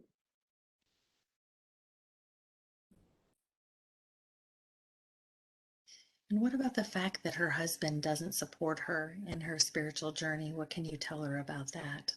She feels like she has to hide that part of her from him and can't talk about it. Yeah, she needs to be herself. This is that relationship with self.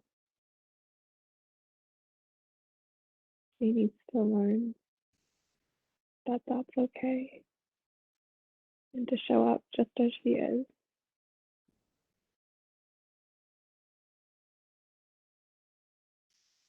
So, in other words, does she not have to have a need to hide it? She could feel free to talk about it openly with him, or is it still something she should just kind of keep to herself?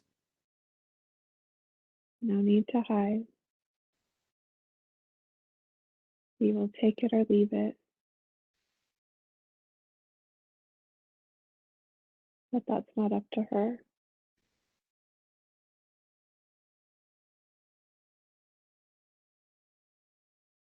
Is he meant to wake up spiritually in this lifetime or not?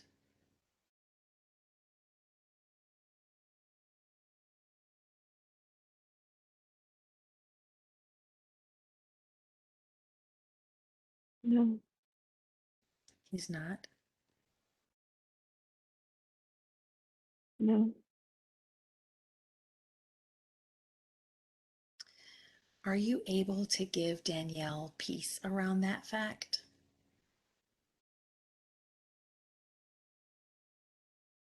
yes. Could you do that now, please? And whatever that looks like, show it to her and then tell us when you're done.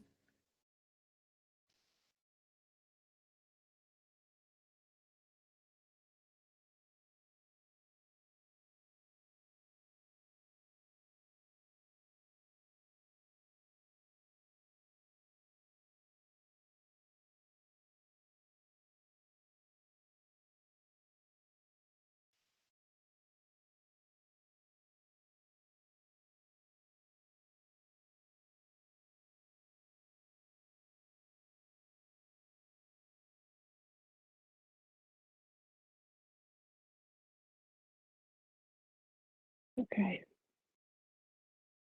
We'll have What peace. else? Oh, thank you for that.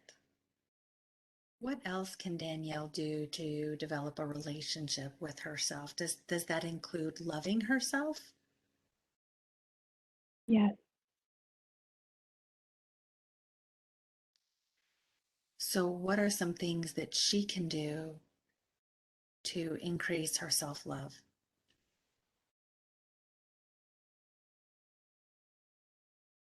It's the same thing. She needs to spend time with herself and just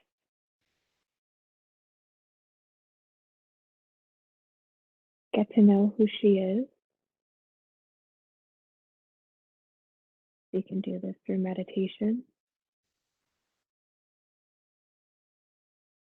and journaling and being in her own energy. She has very open uh, chakras, so she takes on a lot of other people's energy. And so she doesn't really know what's hers or others.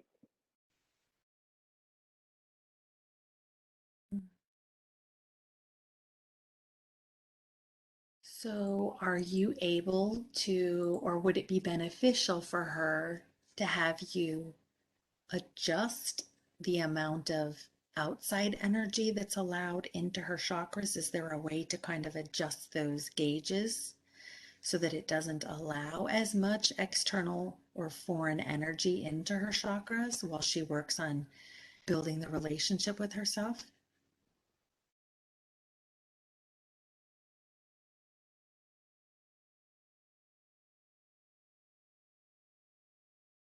Yes, to a certain extent. Any adjustment or attunement that can be done that way, are you able, that would be in her best and highest good, are you able to do that right now for her and show her what that looks like and tell us when you're done?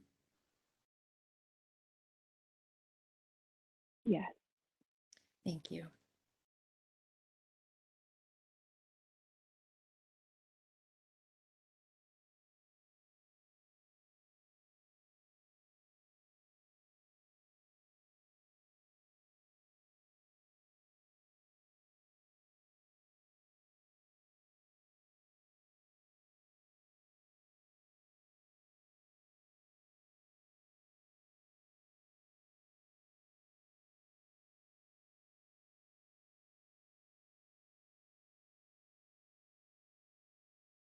Okay.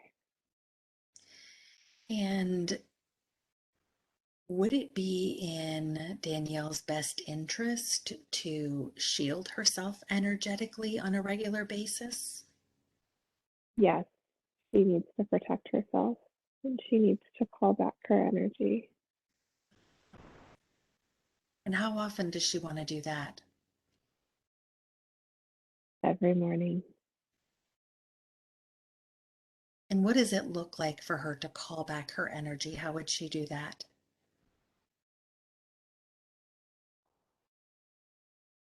She needs to have intention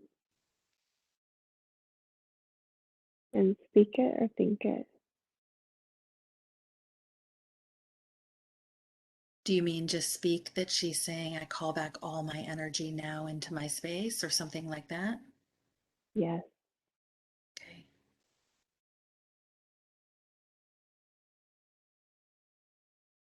And then it'll be done.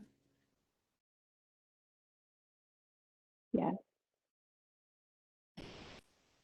And how would she go about protecting herself energetically? What does that look like for her?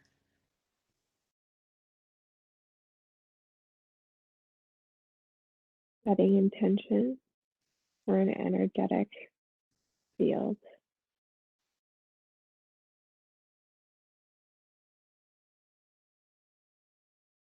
that will protect her and keep her closed off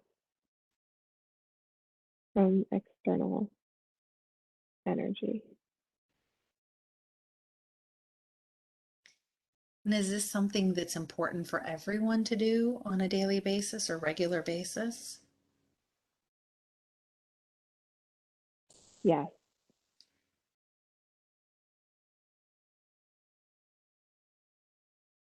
And what happens when we don't do that?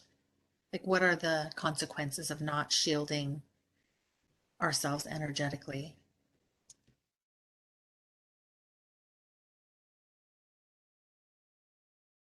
you can take on energy that isn't yours, that isn't aligned to who you are. And you can show up differently than you're meant to.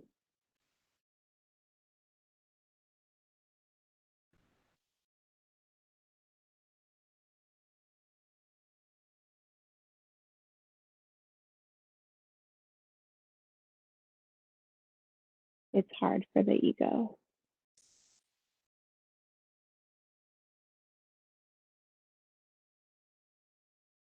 What's hard for the ego?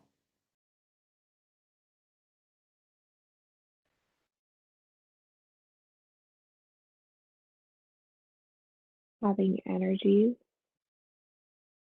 that feel foreign.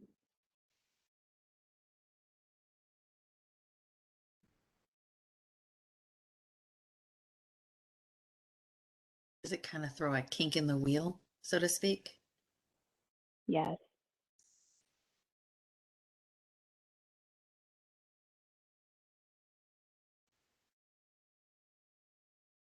Does it make our spiritual growth and development more difficult when our ego is trying to sort out different energies also and deal with them?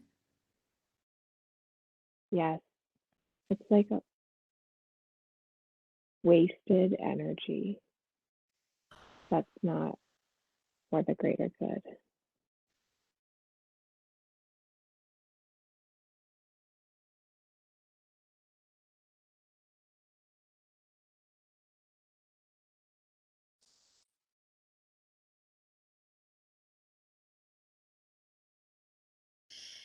Is Danielle's root chakra in need of balancing or any work or an upgrade by any chance?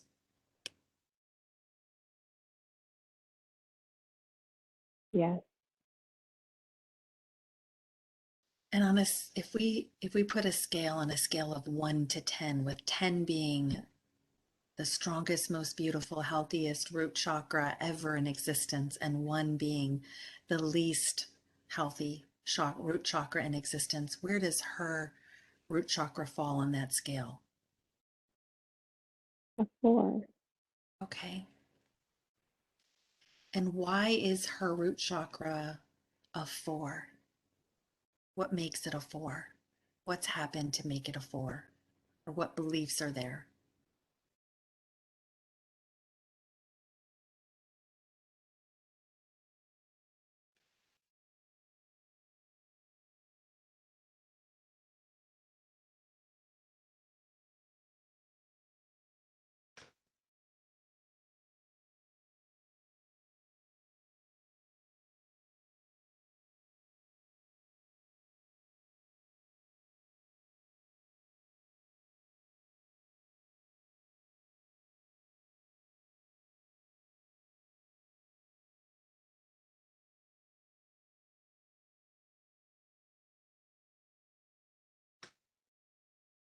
Or maybe it's better to ask, what can you do as her higher self to upgrade her root chakra and make it stronger and healthier? Are you able to do that? Yes, we need to clear entities. Oh, okay. What kind of entities are there in her root chakra?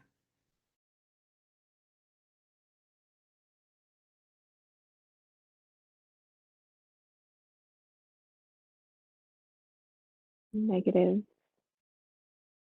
draining entities that are preventing her from being grounded. Mm. And how did these entities attach themselves to her root chakra?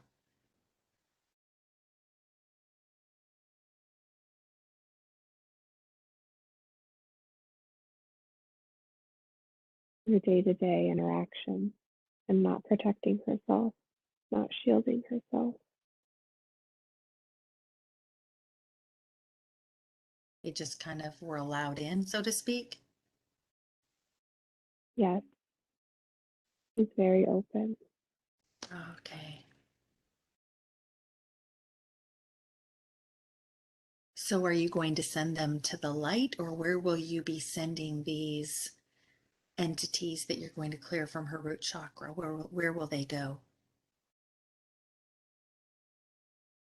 Yes, to light source. Okay. Could you do that now, please, and show her what that looks like and tell us when you're done clearing all those entities? Yes.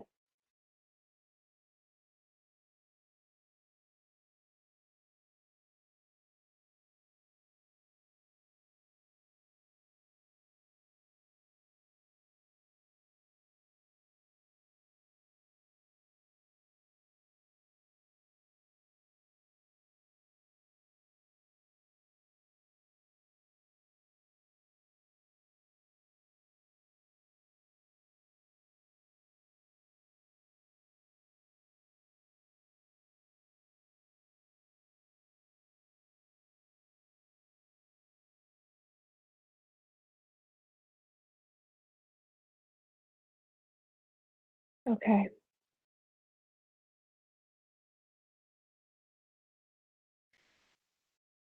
So, are you able now to do whatever it is you can do to strengthen her root chakra and to bring it into balance and health?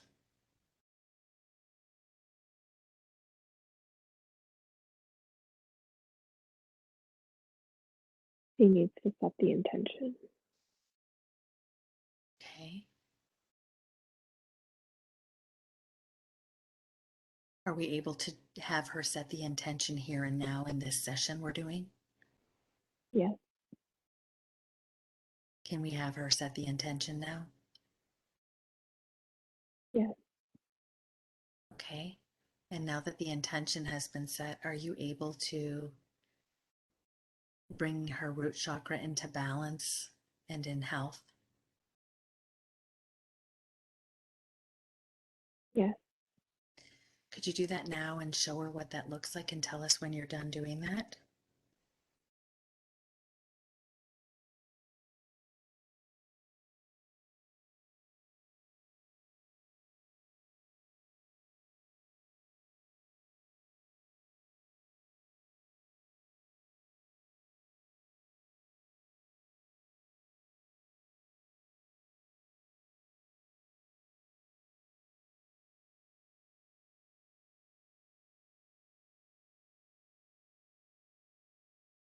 Okay. We're done. Okay. How will her life be different now that her root chakra has been balanced and brought into health and the entities removed compared to, or just how will it be different now than how it could have been going? She'll be more grounded. She's gonna be able to be in her own energy by setting those intentions and this clearing we've done. She will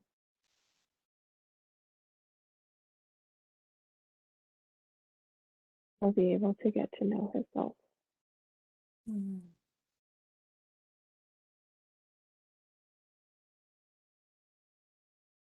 Is there any special attention she's going to want to give to her root chakra going forward, or just in general shielding herself on a regular basis will be enough?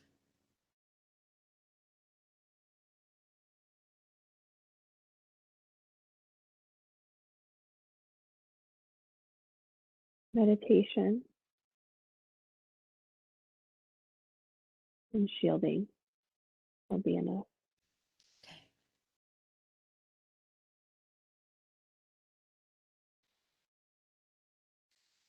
Does she have any other entities anywhere in her space, anywhere else?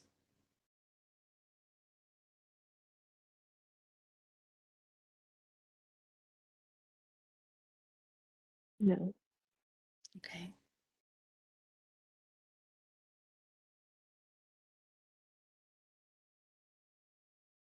So did they get in through a portal, or how did they actually get in? How did they gain access to her root chakra? How did they? Was it some sort of opening or portal, or how did they get in?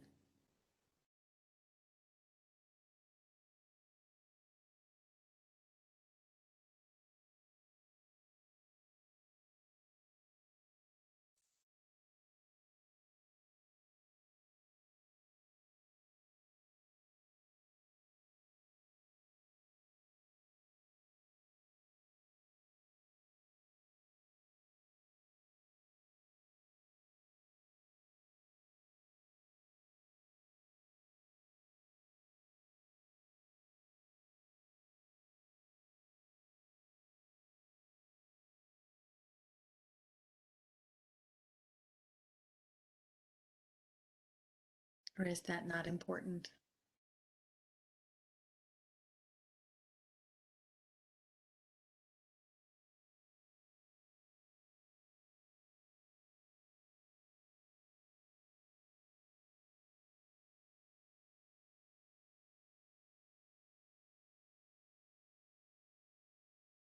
It's,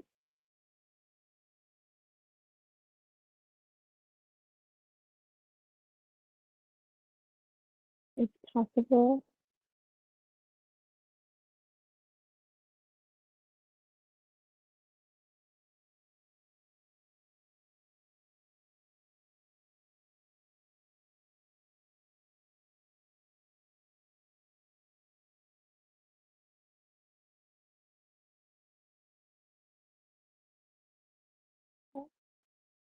She watches a lot of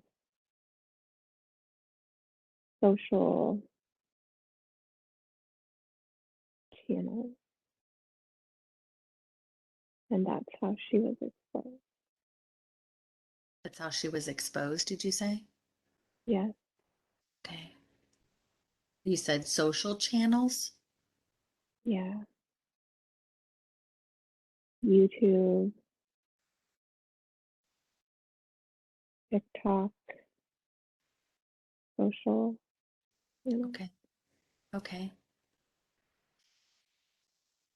And on a slightly different topic now, are you able as her higher self to create, and I don't know whether it would be the word that comes to my mind, and it may not be correct, is, but neural pathways in her brain, or whatever it is, whatever sense of security and familiarity, so that if Danielle does another session like this in the future, are you able to make it so that it's easy and seamless, and that her ego would be able to go quickly into this state and be able to trust the process, unlike what happened in this session?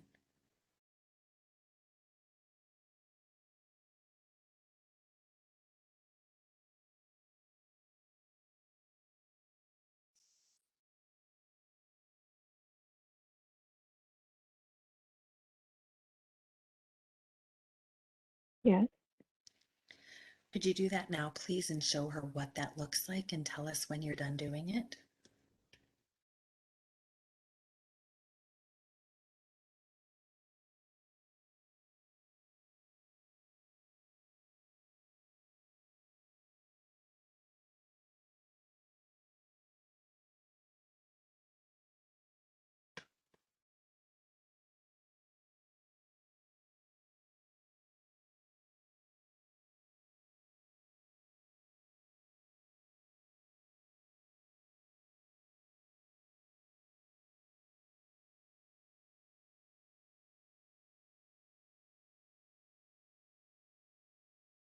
Okay.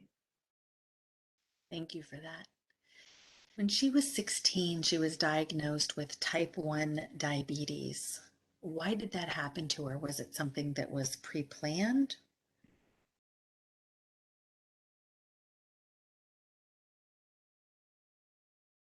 Yes. Why did she plan that as an experience for herself?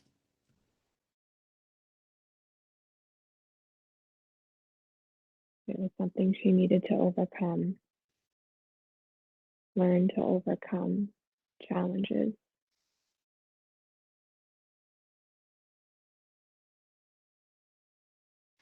And so when you say something to learn to overcome, does that mean that she's able to be healed of it also?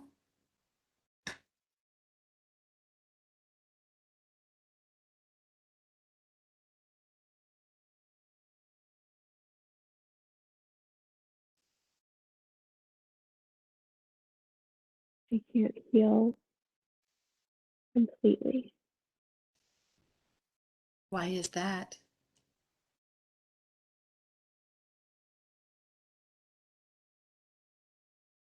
She's not ready. She's not ready? No. Could she ever get to a point where she was ready to be healed of type 1 diabetes completely? Yes. What would help her in the journey to get to where she needs to be in order to be able to heal completely from diabetes?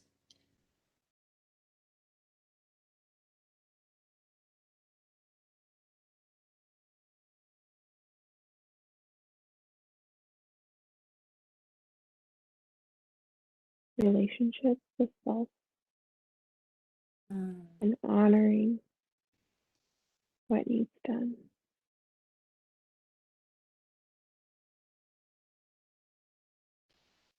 So developing that relationship with herself and honoring what she has done, that will help her in healing. Yes.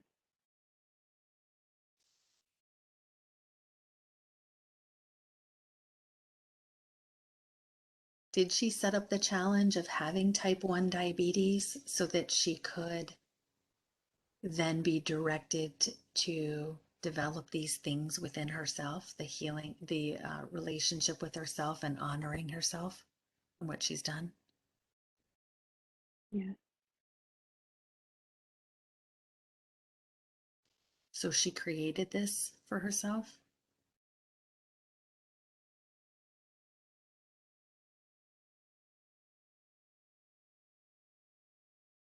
It was part of the plan.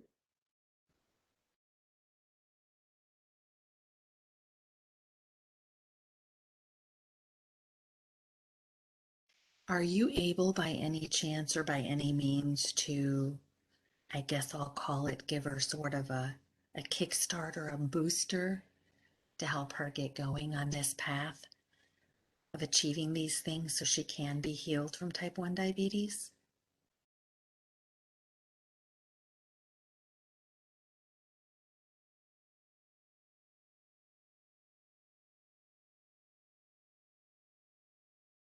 She's on her way. Okay.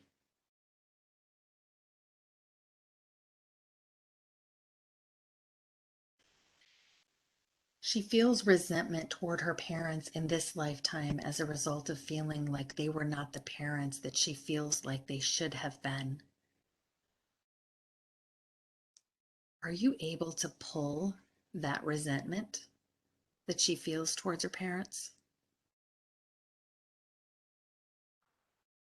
Yes. And where is that resentment being held in her space? In her heart. Are you able to pull it from her heart completely and send it to Creator's light and instead replace it with peace and knowing that everything is perfect and exactly like it should be instead?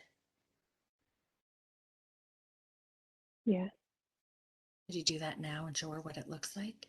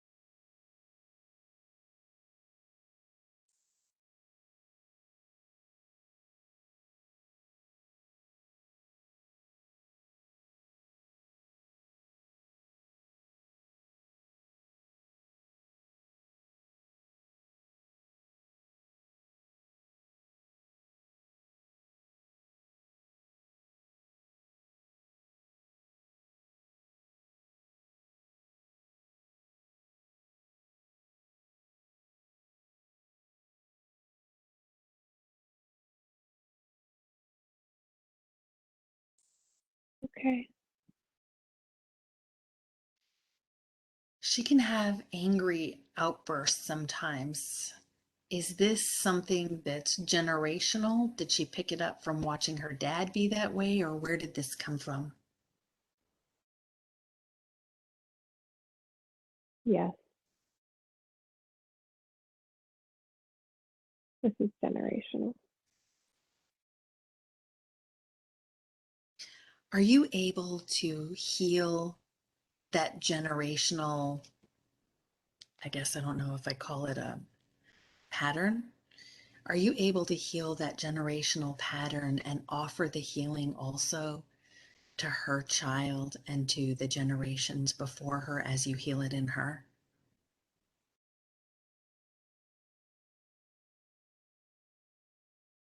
Yes. Could you do that now and show her what that looks like, please?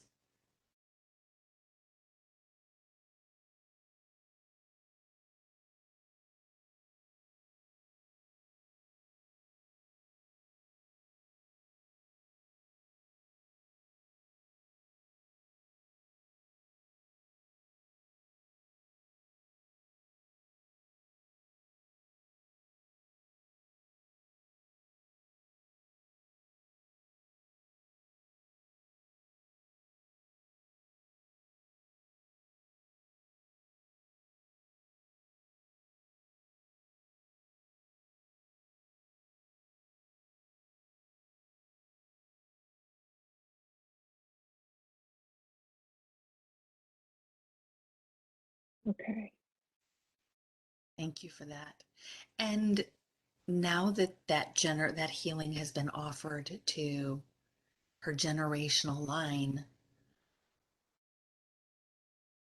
does that mean that her son on a soul level has the opportunity also to pick up and receive that healing even though he's only 4 years old in physical form?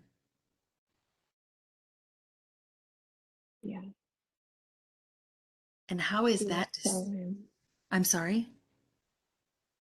She will show him. You'll show him? Yes. Okay, wonderful. Because that was my question. How does he know it that he's able to pick that up? So on a soul level, he'll be shown that? Is that how that works? Yes. Okay. And then it's his decision whether or not he picks up that healing, or will it automatically be healed for him? It's always a choice. Oh,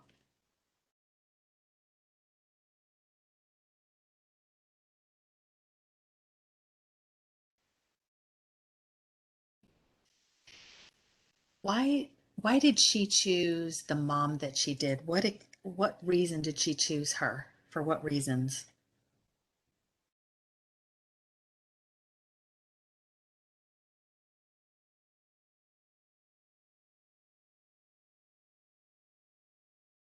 He was a perfect example of unconditional love.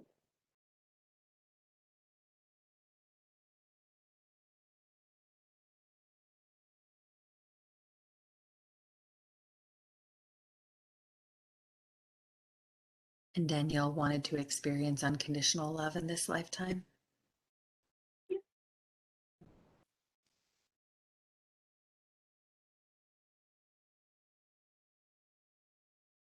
So what is causing Danielle to cry over that thought right now, or to be choked up about that?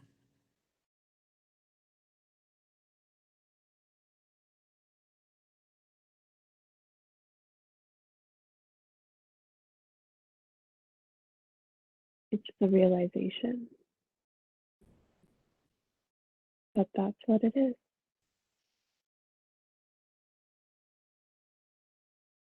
Hmm.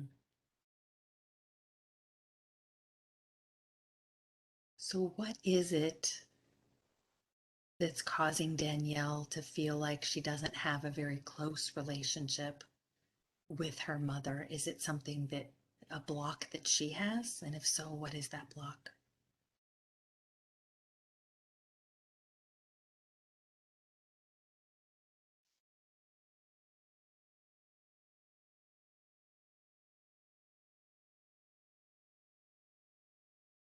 It goes back to her relationship with self.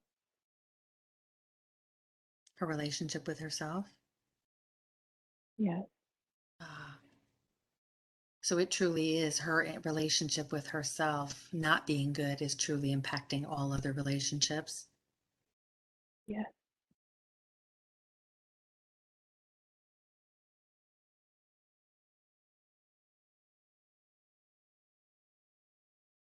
Would that be the same with friendships? Because she's wondering why she has a hard time having or developing friendships with other women.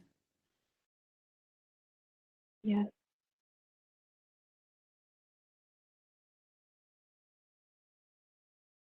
If she learns to become her own best friend and love herself truly, will she find friendships come a lot easier to her?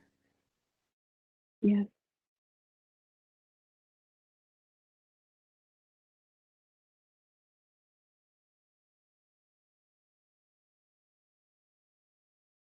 So what lesson or why did she choose to experience, why did she choose the dad that she did? And he's struggling and has struggled pretty much his whole life that she's known him with heavy alcoholism.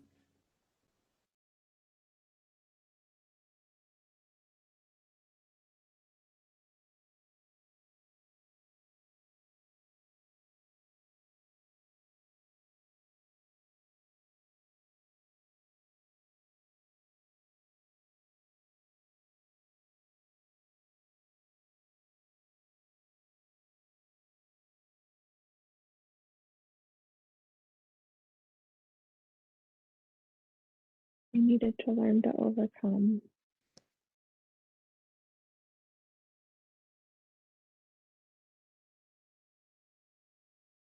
that despite what she was dealt, she was capable.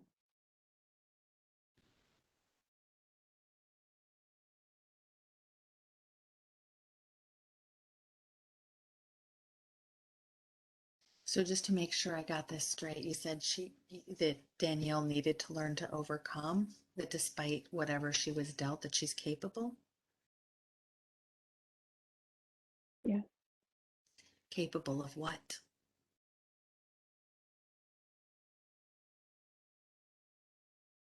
of unconditional love.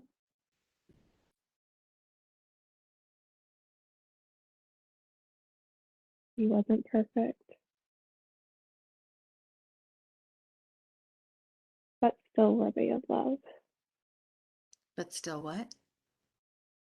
Still worthy of love. Oh, he's not perfect, but he's still worthy of love. Yes, Does the same hold true for Danielle? She's not perfect either, but she's still worthy of love. yes.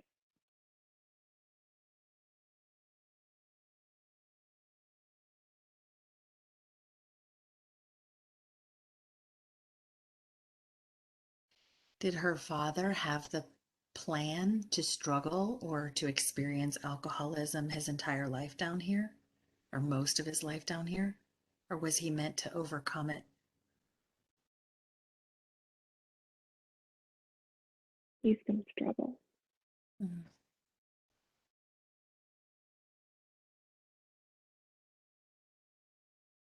He has his own learning to do.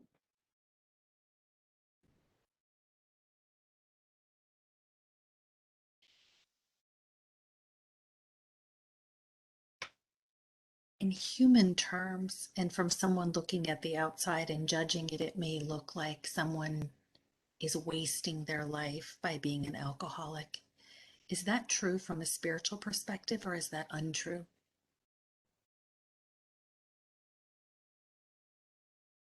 That's not true. What is, There's learning. okay.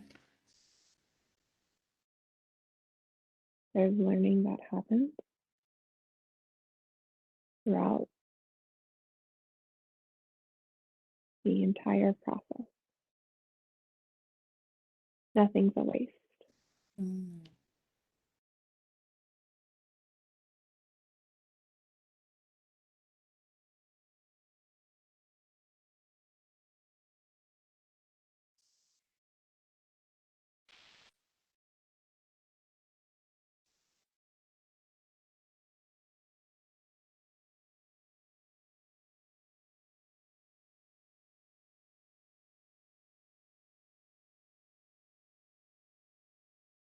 Are you able to do a body scan and see if Danielle needs to be aware of any physical issues in her body that she's not currently aware of?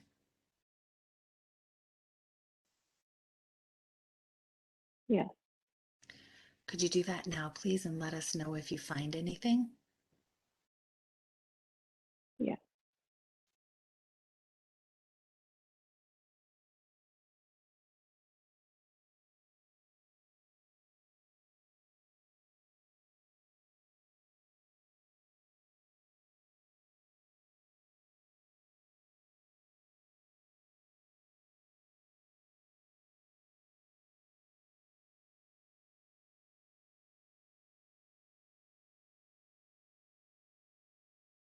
Nothing's registering. Okay. So she doesn't have any diseases or sicknesses anywhere in her body right now? No, just the diabetes. Okay. Is there anything you can do as her higher self to stimulate her pancreas to start producing insulin?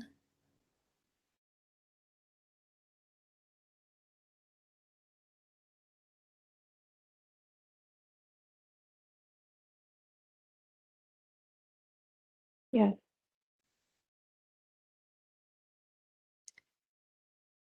Are you able and willing to do that right now for her?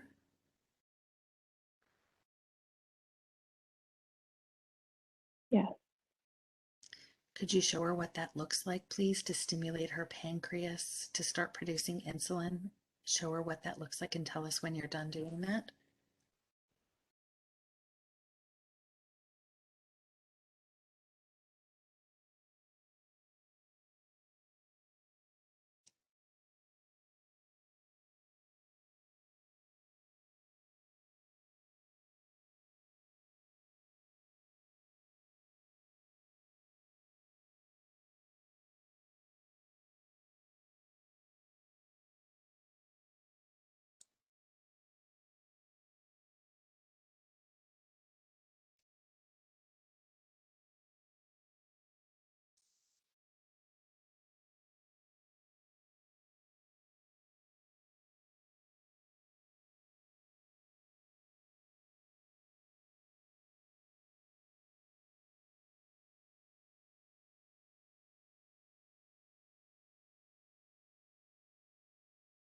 Okay. And is there any attention that Danielle could be giving her pancreas in order to help it perform at its best and highest, or is that something that she doesn't on a conscious level need to worry about? Meditation can help. And in this meditation, would she specifically be focusing on her pancreas or just meditation in general? Focusing on the pancreas. And when she focuses on her pancreas, what are some types of things that she would want to be doing or visualizing or seeing?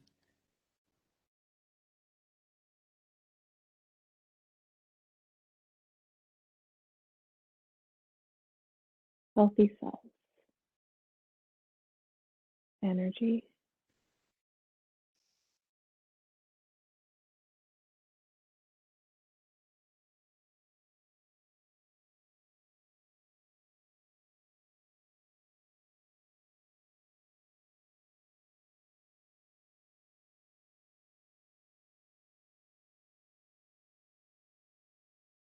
And when she does that, is she creating it to be healthy?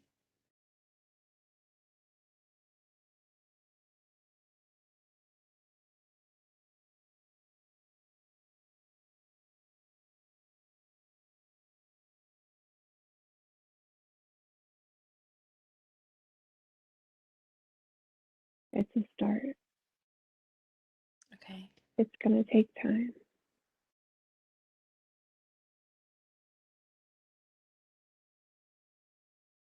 What about sun energy? Is there any benefit to her being in the sun and asking sun energy to also bring healing light to her pancreas? Or is that not something that would necessarily benefit her?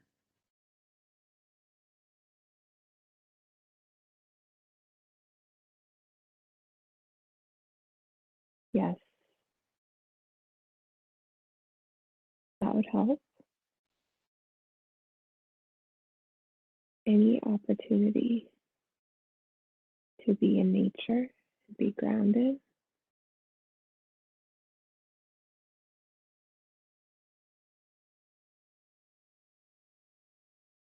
Hmm.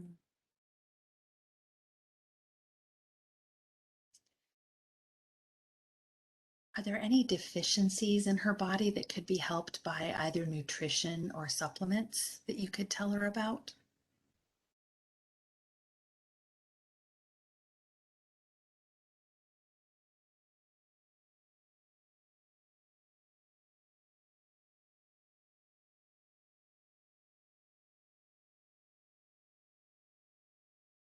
She needs more vitamin D.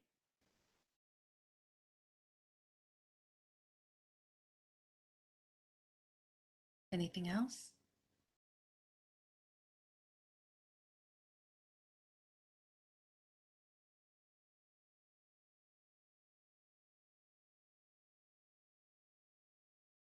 She needs a multivitamin.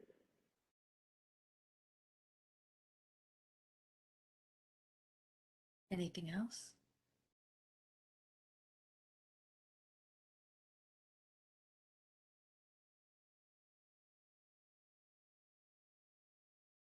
No, And when you say vitamin D, do you mean as a supplement or from the sun or a combination? both. She doesn't get out enough, so she needs supplementation.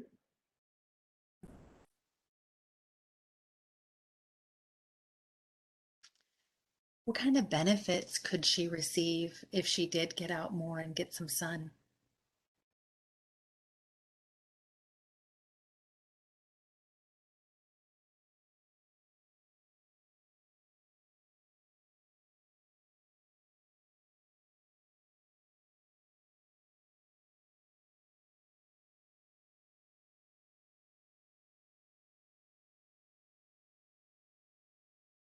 Would help her overall happiness. It's a place where she can develop her relationship with self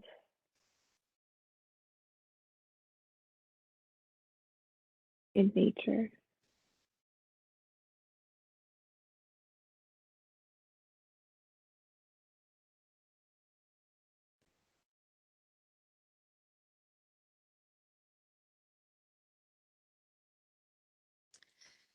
Is her body in need, or would it benefit from any programming that you could give it that would help her optimize her physical health?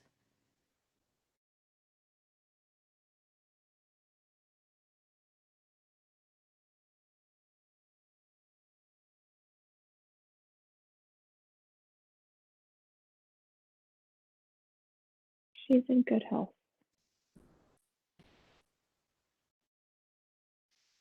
A really important topic that she is wanting to address and ask you is that she feels in her career like her job is unimportant and she doesn't bring much to the table. What is the root cause of these beliefs?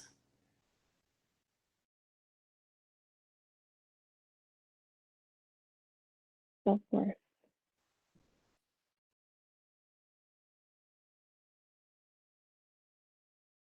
Are you able, as her higher self, to download Creator's definition of self-worth into her so she has that to pull from instead of her previous definition and discard her previous definition?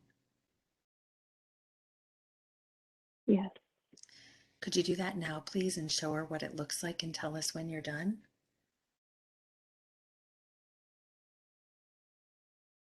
Yes.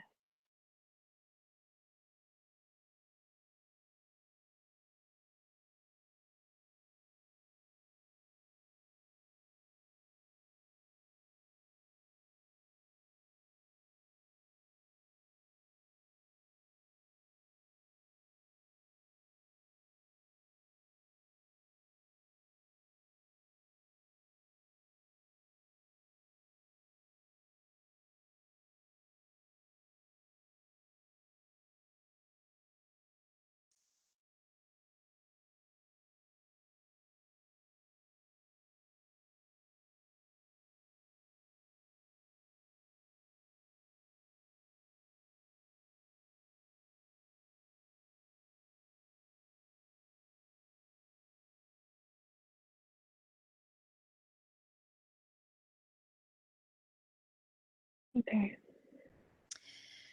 And are you also, as her higher self, able to download the program into her subconscious of, I know how to feel worthy?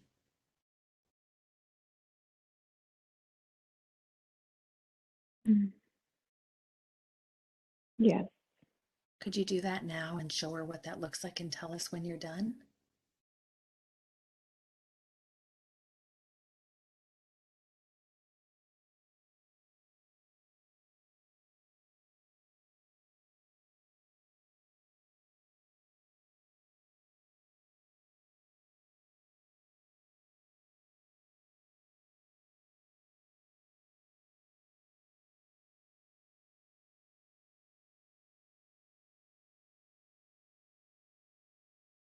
Okay. She wants to find a new job and is not happy at the job she has now at all. Is the job that she's at, has that job basically expired for her and she should move on and find something else? Yes. And are you able to quickly and easily lead her to a better job where she can be in more joy? Yes. And what sign can you give her so she knows that the next job is the right one or the best one for her at this time in her life? Is there any kind of particular sign you can give her?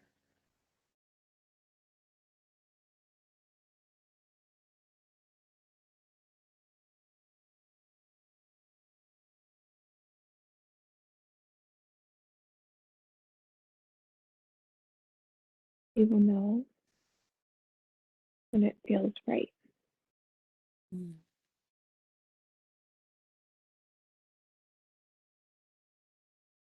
She has insecurity around interviewing and lacks self-confidence in general. Are you able to pull her lack of self-confidence by the root and show her what it looks like to download Creator's definition of self-confidence into her?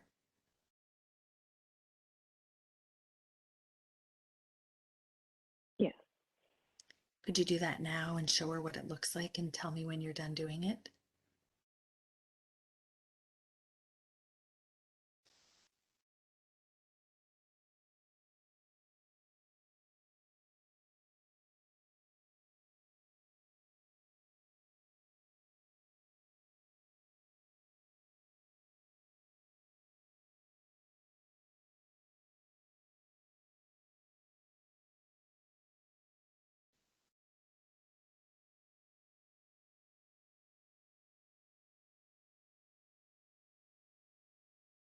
Okay.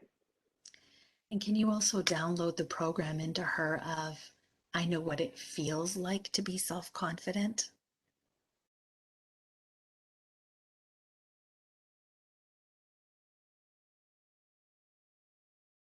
Yeah.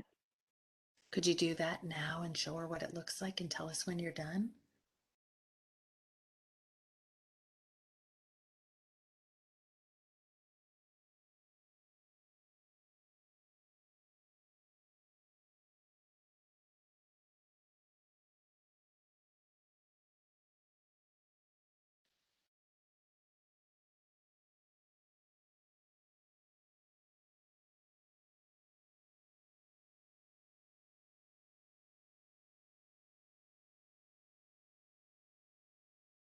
Okay. And lastly, related to that one, are you able to download the program of, I know how to live my life in full trust, faith, and confidence in myself and my abilities into her?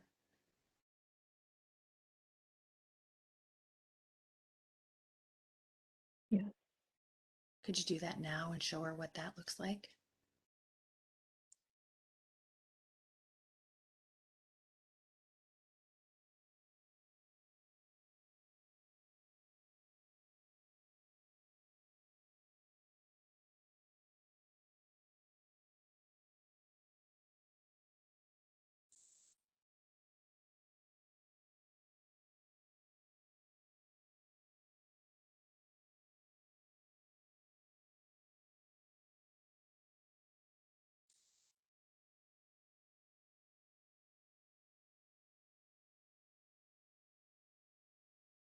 Okay.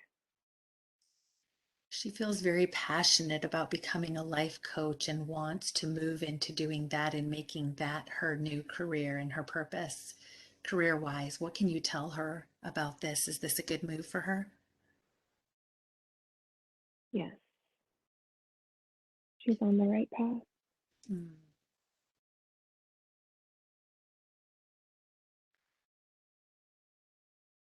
She will have to overcome and build a relationship with herself. Okay.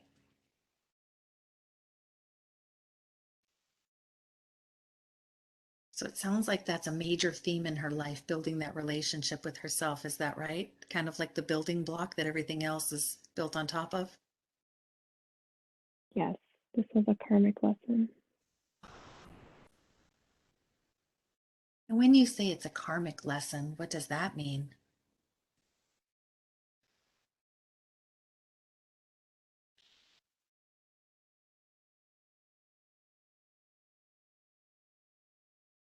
Why she's here.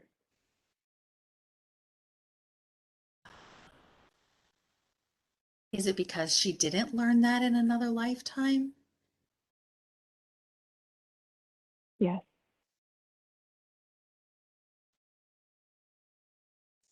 So was it something that she set out to learn in a lifetime, but then ended up not learning it? Or is it something else when you say karmic? Yes.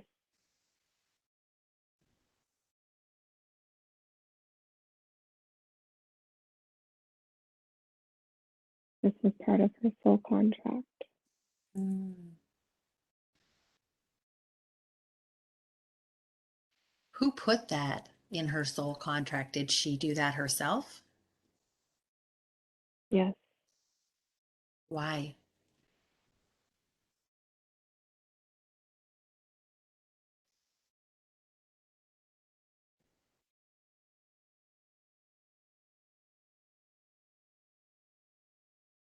Because she needed to understand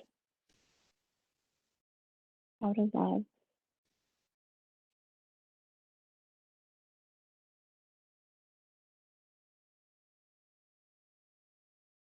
Did And you it say? starts with self. Oh, okay. Okay. So she needed to learn how to understand how to love, and it starts with herself. Yes.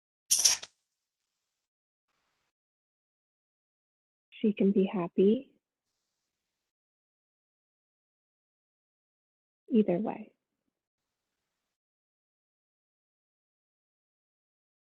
So, just so I'm clear, and so she can be clear, are you saying that it's really just her perception and state of mind that will determine if she can be happy even if he doesn't support her in this? Yes, she gets to choose what she wants to believe.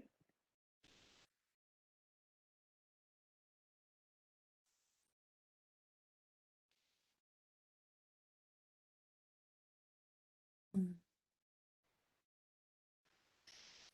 I have two more questions. Does she have any stored trauma in her body as a result of her very difficult pregnancy, the difficult delivery, and the depression she had during being pregnant and then afterwards? Does she have any stored trauma in her body anywhere?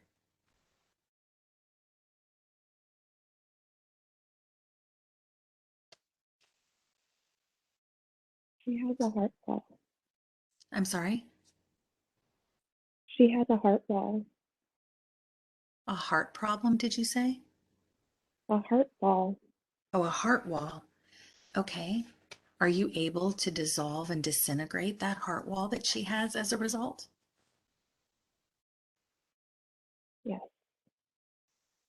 Do you do that now, please, and show her what that looks like and tell me when you're done?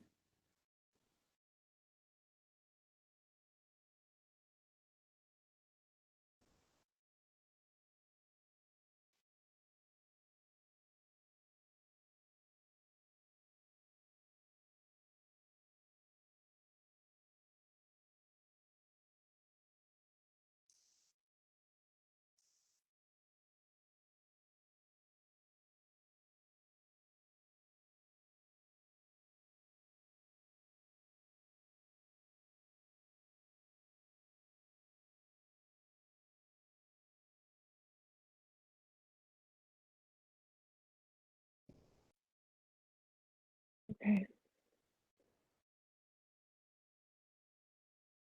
So is all the trauma resolved as a result of that pregnancy and delivery? Yes. Mm. How will that impact her now that that heart wall has been dissolved?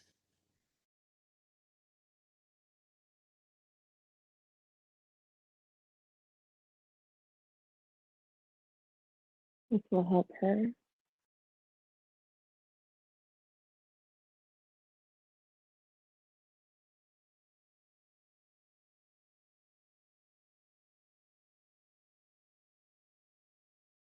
with realizing her loving ability. Mm.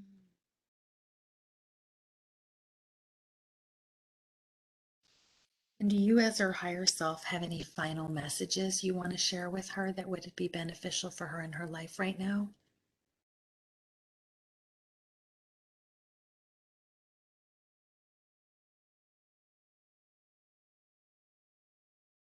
She's on the right path. Her heart is in the right place.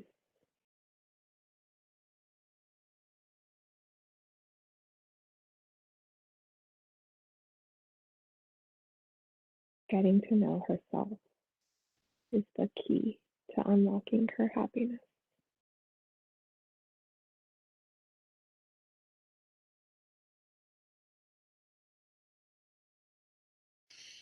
So if she takes all the information that she's learned in this conversation with you, her higher self, and incorporates it into her life, how will her life be different compared to what it would have been had she not done this?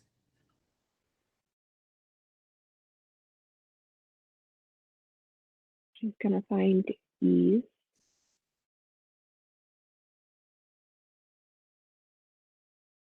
in moving forward. She was on the right path. She's on the right path. She just had so much doubt.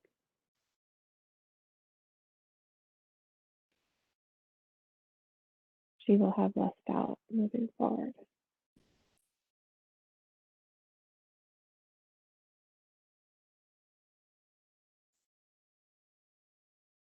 Is there anything else you want to add before we conclude this session?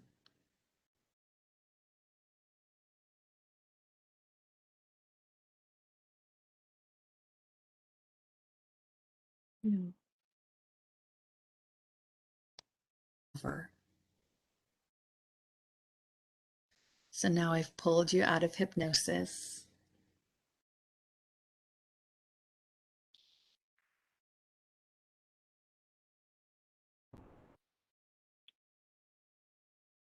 Oh,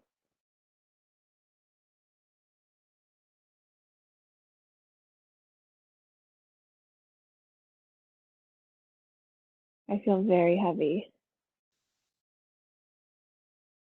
Yeah, that's the same feeling that some people get. My daughter and I, in particular, we feel really heavy. Like it feels almost like there's just like something holding us down, like a weight or something.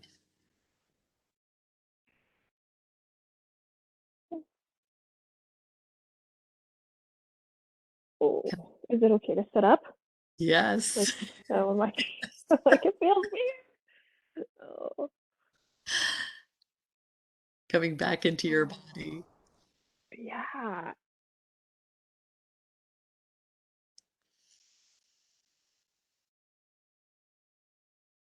Mm. Yeah, you were laying there pretty stiff. Was I? Mm-hmm. What does that? What does that mean? Like no movement? Yeah, you didn't really, except when you like kind of popped out of hypnosis. You're like, I don't know what kind of state I popped out of, but when you popped out, and then you were pretty still the rest of the time. I get something called hypnosis. I call it hypnosis paralysis. When I'm under, I can't move. Like even if my nose itches, I can't. I'm like, I really want to itch my nose and scratch my nose, and I can't. Like I can't. Uh, yeah. I think I can. Yeah. I know you told me earlier about the like types. Like I do feel like I was fully conscious. Okay. Um, but and like I mean, like I know I cried a whole bunch. Like I could feel the tears, and like there were moments where it was like, oh, that's itchy. And I could feel it, but I didn't, I couldn't move. Right. So Okay. yeah, I totally resonate with that. Yeah. Yeah, So you feel like your very conscious weird. mind was there the whole time? I do. I do. I know you probably couldn't, but I felt like my eyes were flickering, Okay. like my lids. Um, and I had quite a bit of like I don't like kind of spasm movements like within my abdomen and like my butt and like my even my toes once in a while was like kind of like, but they must have been, I don't know, perceived, or like if I'd be interested to see the recording and see if Yeah. I was able to see those. Yeah. I don't know that I was paying attention enough to know to focus on like your stomach or whatever. Yeah, But I don't know that totally. I don't know that I recall seeing that. I don't recall seeing your eyes do that. Um, but yeah, it'll be interesting to go back and watch the recording and see if I do now that if I know now that I'm, aware of it to focus on it. So let's do this. Let's take a super quick bathroom break. So I'll pause the recording, and then Okay. we'll come back and do a quick wrap up. So just make sure that if you do go to the bathroom, maybe put your feet on the ground and just do a grounding exercise because you just came Okay. back into your body. So maybe just stand there for just a moment and picture roots growing out of the bottom of your feet and just ground yourself, okay? Okay. Okay, and we'll be Okay. right back. Okay. Great. Okay. Okay, now we're recording again. So now you're a little more awake now that we took a little break. Yeah. So it's interesting. I was washing my hands after my potty break, and I noticed that my eyelids are all puffy. Mm. Like like literally they look puffy, like, and I don't know if it's just water from tears or anyways, very, very interesting. I was like, oh, that's the top of my eyelid in particular. So Wow, anyway, interesting. very interesting. Okay, so we'll see if you really do remember everything. So do you remember? Wow. Here's your test, your quiz. You didn't know you were going to have a quiz. I didn't. I didn't. Yeah, I know. I'm curious. I'm like, what do we do now? Like, So I highlight different things in yellow that kind of catch my attention. Um, so definitely you were a challenge for me. I was like, I'm saying in my mind, I'm like, I'm talking to my higher self and your higher self and saying, come on, throw me a bone. That's what I said. Those Oh, were my words. I'm like, come on, throw me a bone. I was working so hard to try to get you under. And I just remember saying, throw me a bone, come on. And then all of a sudden you like started singing and I was like, oh yes, thank you for that bone. Right? You good. started seeing that other life and I was like, oh thank God. But then you popped out. You popped out. First I had you, put your all your monkey brain thoughts in a box, which I've never done here Yes, before, they're was in the living room. in the I living do room. remember that. In the Yes. living room. And then Danielle's fears, because then you popped yourself Yeah. out. Like you were doing good. Yes. And then all of a sudden, I asked if your higher self was able to give you upgrade your frequency so you could be at the highest frequency possible. And Danielle just shot on the scene and was like, and you were like, I don't know what I just popped out of, but I just popped out of something. And then I had to calm Danielle back down and take out the fears and all that and put them in another box. And that box Yes. is in the I living room. do remember this. I Yeah. do. I remember coming out of it and yeah, it was very weird. My body was still very rigid at that point though. So it Right. was literally just like my eyes and I was kind of like, oh, it almost Yep. kind of like being like trapped, like Yeah. like in chains or something. I mean, obviously I wasn't, but that's Yeah. how it felt. It's very weird. Yeah, you were very disoriented when you came out. Like, what? So I was like, Yeah. that was interesting. Interesting. Is Just that kind of is that a normal thing to kind of come like pop out like that? No. Okay. Okay. I was just giving you a run for your money. I see. that's what exactly. You were giving me a run for my money in this one. So, yeah. So just because those boxes are in the living room doesn't mean you have to take them. Yeah. You know what I mean? Yeah. You can go put them Totally. out with the trash if you want. Yeah. Right? I I mean, probably should. yeah, Yeah, right. totally. I mean, those were all of the pain point. It's so fascinating because like I do very much feel I was very conscious during the process. I think it's such a nuance of just like higher self and Danielle. And it's so fascinating because it very much so seemed like it's like all of the fear or all of the disbelief of like what I'm doing or the possibility of this. Um, I'm like, how do I articulate this? I don't know. Like, it's just such a subtle difference. Like, it literally is just that like a mental shift of like turn off, go with it, see what happens. Because it's not like you're like possessed, right? Like, I mean, you're still like in your body. Do you Yes. ever hear people say that? Or am I the first person to throw that out there? Because it feels a little weird. Like, Yeah, some people don't want to, I don't run across them very much, of course, in my line of work, but like I had when I was practicing, I had a friend and I asked him if he'd be willing to try it. And he's like, oh, no, no, no, because I think that's opening the door to possession. And that's very much religious. yeah, Religion tells you that. Religion doesn't want us to be in touch with our God selves because we need to right. believe in a God outside of Side us, of us. right? Absolutely. Not the God in us, the God that we are. Because if we do that, we don't need the church and we don't need religion, Yeah. and then we don't give them our money. Yeah. Well, and I think that that's a perfect way to put it is it's literally such a subtle difference of, it's almost like, especially feeling very conscious during that process, like it's like I was there, conscious Danielle was there, but and I was saying the words, it's so weird because it's like literally these are answers within me, like I think that's the part that's such a mind fuck like for people because it's like there isn't anything outside of us, right? Like all of these are our answers, right? But Yes. it takes, I mean, we're so socialized to not believe that, right? And that like we can find happiness external to us in material things and relationships and so forth, right? And I mean, of a lot. I mean, I felt like this was a perfect example, right? I mean, I felt like everything was just, oh, back to you, Danielle. Work on your relationship with yourself because you need to figure out how to love yourself before you can, you know, love others. I am going to put that. I love what you just said. I love what you just said. Mhm. That's such a huge revelation. It'll be a revelation for so many people. So you said we could put this on YouTube. So I want to give, when I always put that little clip on TikTok about, here, watch the video, here's a small clip. I want to put that out there because that was amazing what you just said. I love that.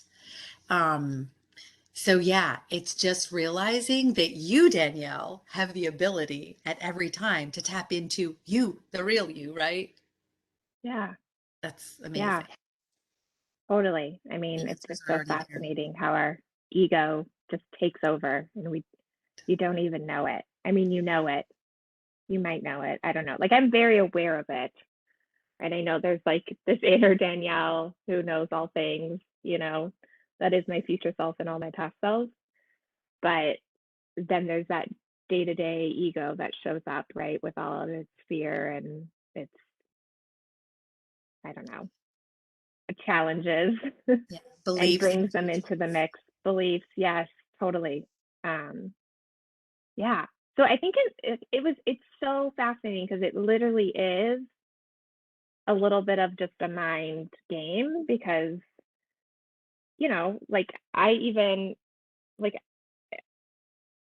this is gonna sound so weird, but it's like I could feel myself like thinking about the answer, which it's like, yeah, there's not like a little rat inside of you that's like, hi yourself, Danielle, here's Right. the answer. Right. So it's very fascinating. Yeah. So I went through the exercise of calming Danielle down, taking out the fear, putting that in a box, the disbelief, all of that. So that was interesting. What else did I highlight? Yeah, your big overriding thing is building a relationship with yourself that includes loving yourself by spending time with yourself, getting to know who you are through meditation and journaling and being in your own energy. You have very open chakras, so you take on a lot of other people's energy. And so you don't really know what's yours and what's others. I asked your higher self to adjust and attune your chakras to not allow as much foreign energy into your chakras while you work on building the relationship with yourself and your higher self that said something like, yeah, I can do that to a certain extent. You need to protect yourself, shield yourself, and call your energy back to you every morning. To call back your energy, you set the intention and speak it or think it. I said, something to the effect of, I call back all my energy now into my space and it'll be done. Yeah. Protect yourself energetically, you need to set the intention for an energetic field that will protect you and keep you closed off from external foreign energy.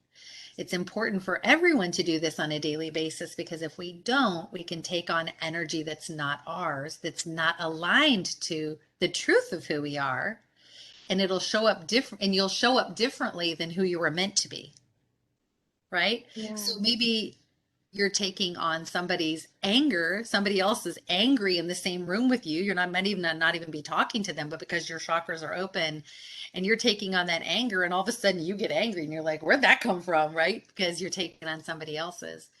It's hard for the Yeah. ego to have energy that feels foreign. It throws a kink in the wheel to have foreign energy in our wheel, so to speak, and it hurts our spiritual growth because it is a wasted energy that's not for the greater good. I love that. Mm. Um, I said, is your root chakra in need of balancing or any other work or upgrade? Your root chakra on a scale of 1 to 10. Do you remember me asking your higher self about a scale of 1 to 10? Yeah. Yep, 4, I think, 4. right? Yeah. Or in terms of healthiness, your higher self said it needs to clear entities in your root Mm. chakra. I was like, whoa, that's crazy. Okay. Draining entities that were preventing you from being grounded. Your day to day interactions and not shielding yourself allowed them in. That's how important shielding is. It's really important. Yeah. You're very open. Your Yeah. self sent these entities to light source. said there were no other Awesome. entities anywhere else. Your higher self said you need to set the intention to, in order to make that happen, to send them to light source. So then I said, okay, can she set the intention? Let's have her do it now. So you did, for Yeah. your root chakra to be brought into balance and in health. So you will now be more grounded. You'll be able to be in your own energy by setting those intentions. And from the clearing that was done, you'll be able to get to know yourself better. Keep your Mhm. root chakra healthy through meditation and shielding, and that'll be enough. Okay. Yeah. Oh man. So much good stuff. And not only that, but your higher self said it's possible these entities came into you because you watch a lot of social channels. I think it said meant social media channels that you were Mm. exposed to, like YouTube and TikTok. Mm. I was like, wow. Yeah. It's so true. So this is so fascinating. That is there's it's so true. I actually do remember that. It's because like so I'm very much so I think that's how I met you. I found you on TikTok. But like I'm very much so on the spiritual side of TikTok, and every once in a while I get some pretty like gnarly videos, right? Like very like creepy, very scary, like I don't know. And like like they come on and you're the next thing you know, you're like, oh, like I get these like let me keep going. Like I don't, it's like I don't want to spend any time here. Yeah. um, but I do think that that's yeah. I mean, it just kind of goes again to that like exposing, even though you're like, well, I'm not physically like around anybody, right? I mean, just so many places where we have exposure nowadays that we don't even know it in that Mhm. spiritual space. It's almost a little scary because Yeah. you don't know what's out there, right? And so I think yeah, that like setting an intention of protection for yourself is so important. Yep. So Shielding. yeah, I love that. That's great. And Okay. I love the part about your dad. I'm just reading my highlighted parts. He's not wasting his life being an alcoholic. There's learning that happens throughout the entire process, and nothing is a waste. How awesome is that? Mm. Like, what a way to shift perspective, right? Like to just look at your dad and go, wow, it's because everything's just an experience, right?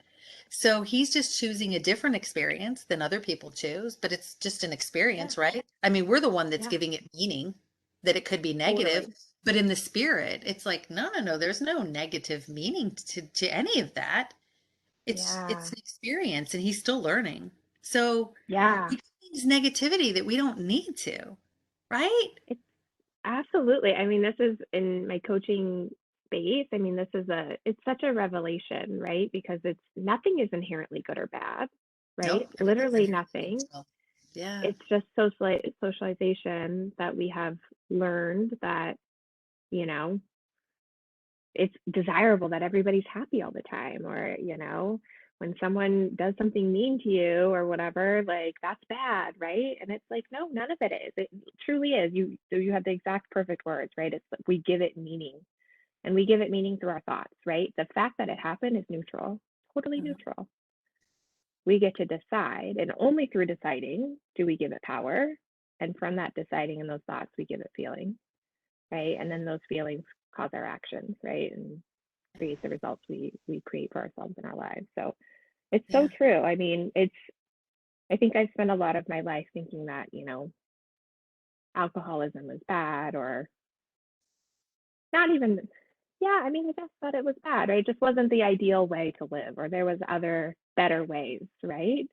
Mhm. And I mean, yeah, I don't think it's true, right? I mean, again, all my socialization is going to kind of keep that neural pathway pretty well intact, but I get to choose if I want to continue to believe that. Yeah. And not only that, because we have so much choice in everything that we can do. So, like, for example, my mom is an alcoholic. And so my choice was to continue to have her be part of my life or to choose to have her not be part of my life and participate in her experience. Right? Like, we have a right to choose to participate in anyone's experience that we want or to not, right? Right. Yep. So, I chose not to participate in that experience with her anymore because I didn't like the energy of it which is fine. It's an energy she's chosen, but I just choose not to participate in it. And so, but we have a choice with anyone and anything to participate or not, which is Yeah. pretty cool to think I about, right? mean, totally. It's so funny, not funny, haha, but like Right. it's interesting when we think about it, because when we do that, when we realize that what we choose, which essentially the way we choose is by what we think, Hmm. right? That we literally get to take back all of our power, right? Like you have so much authority by just choosing to pick what you want to believe or not believe.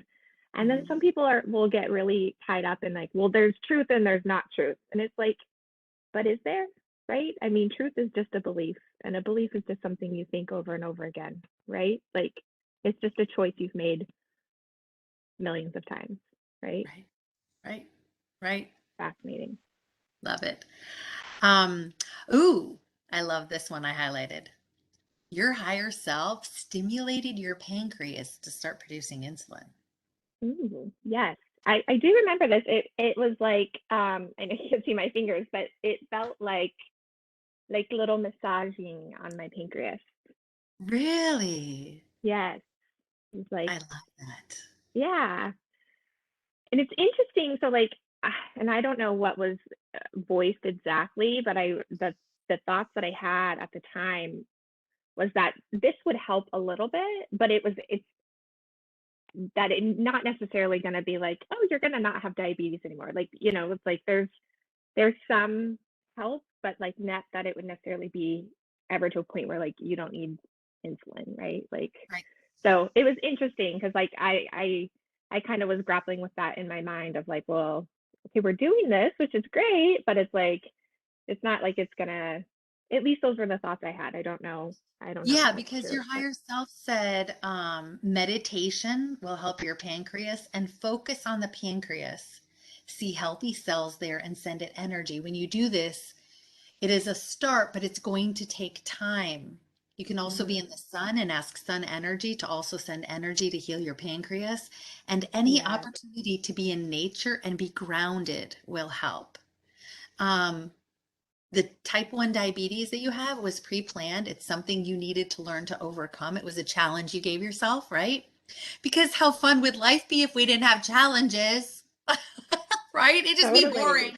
It would be boring. Yes. We would just exist, right?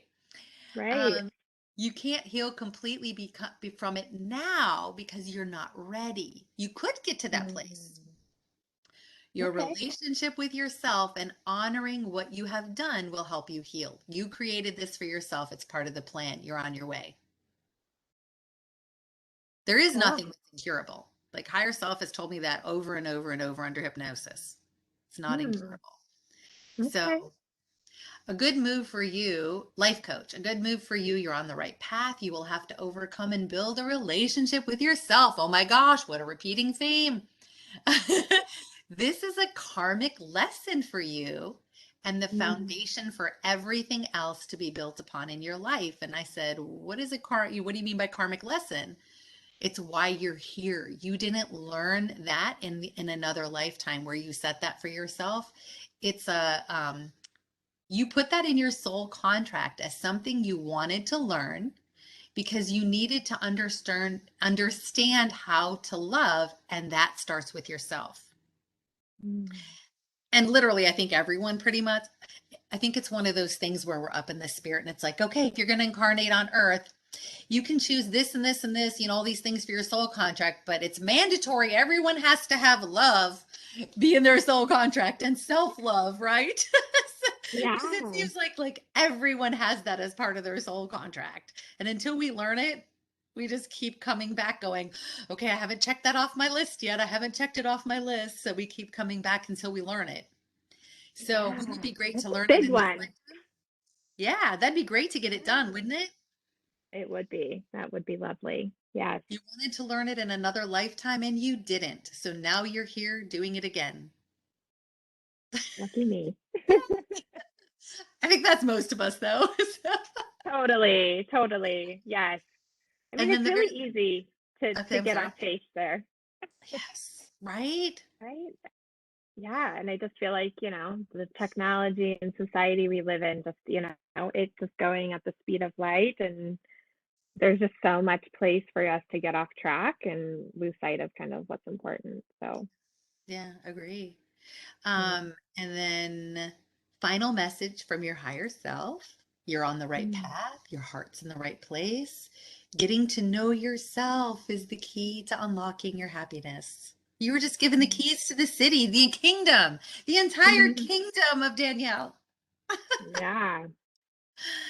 Um, if you take all this information that you learned, you're going to find ease as a result moving forward.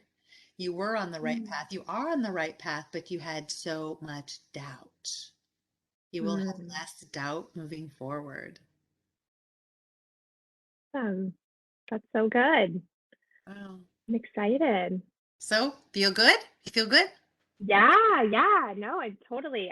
So I'm really curious. Like, do you have, like, what are the tips for the next couple days? Because is it like I'm done right now, or is there like this is gonna like Yeah. stick with me So, for a few yes, days? this is this.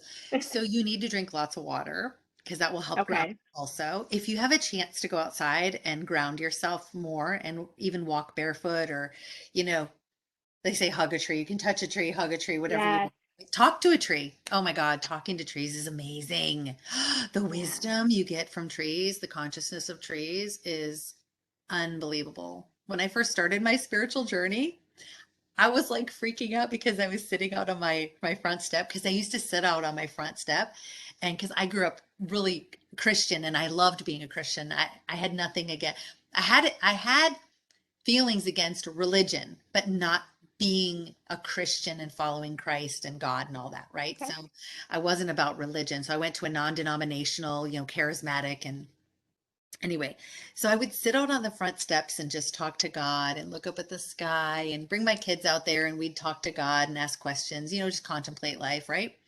And I remember one night I was sitting out there and I freaked out because the tree across the street in my neighbor's yard started talking to me and I heard it in my head and I was like, "What?" So Like I freaked crazy. out. And then I was like, "Okay," because I literally had just started my spiritual journey, like brand new, right? And I was like, "Okay." And I was listening to a lot of Dolores Cannon like books on tape or Audible and stuff like that. And I was like, okay, am I making this up? And then I heard, no, you're not making this up. It really is me talking to you. And I was like, okay, well, You're okay. like, I'm not on any drugs. Right. Uh, No, never been. So I was like, anyway, so I would go out there like night after night after night and just sit there and listen to this tree talk to me. And I wish I had journaled. I wish because I don't remember mm, anything now these years later what that tree said to me. But I just remembered being just completely awestruck and astounded at the wisdom that was just pouring out into my yeah. mind from this tree telepathically. I was just like, and people watching this can think I'm crazy. I really don't care because I know what I experienced. And I know what I experienced. It was amazing. Like I didn't ask for that, right? It just happened, and I was like, Yeah. "This is so amazing." And then we moved, and then I had to say goodbye to this tree, and because I was renting at the time, and the people were selling the house. And the funny thing is I didn't even like the neighbor whose yard the tree was in, but it was her tree. Nothing to do with her. Right, nothing to do with her. She was so cranky and always calling the police on the kids for playing in the cul-de-sac. And I mean, she was just so cranky. But her tree was wonderful. And I just remember having to say goodbye to this tree, and I was just like, oh, and I've tried to recreate it and I can't. It was like the special talking tree. Guess I gotta write a kid's book about it or something. But yeah, the special talking tree. But So yeah, cool. go talk to nature. Spend as much time in nature and the sun as you can. And you want to get 2 good sleep cycles for everything Mm, to just, because you got a lot of downloads, self-confidence, self-love. I mean, go back and read the notes. I have yeah. a number of pages of notes here for you.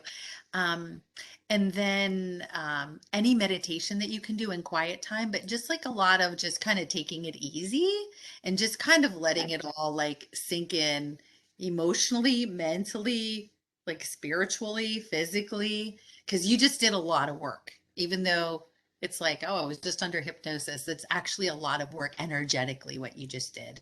And taking all those Yeah. downloads, that's a lot of energetic work. So a couple Yeah. good sleep cycles, lots of water and grounding yourself. And even if you had the opportunity, like a good Epsom salt bath would be amazing because there's so Okay. much grounding energy in that and just conductive energy in general. I used to do a lot of meditations in Epsom salt baths. And let me tell you, super powerful meditations when you're in an Epsom salt bath with like soft Reiki music in the background and candles. It's amazing. Okay. Cool. Yeah. Yeah. So that's my advice. I'm gonna turn off the recording and then we can say our goodbyes. But just thanks everyone. Are you glad you did it? I am. Yeah. Yeah. It's definitely a little bit of a weird experience, but it was definitely cool. Glad Yeah. I did Yeah. it. Okay. I'm gonna turn off the recording now and thank everyone for listening. And thanks so much to Danielle for letting this go on social media.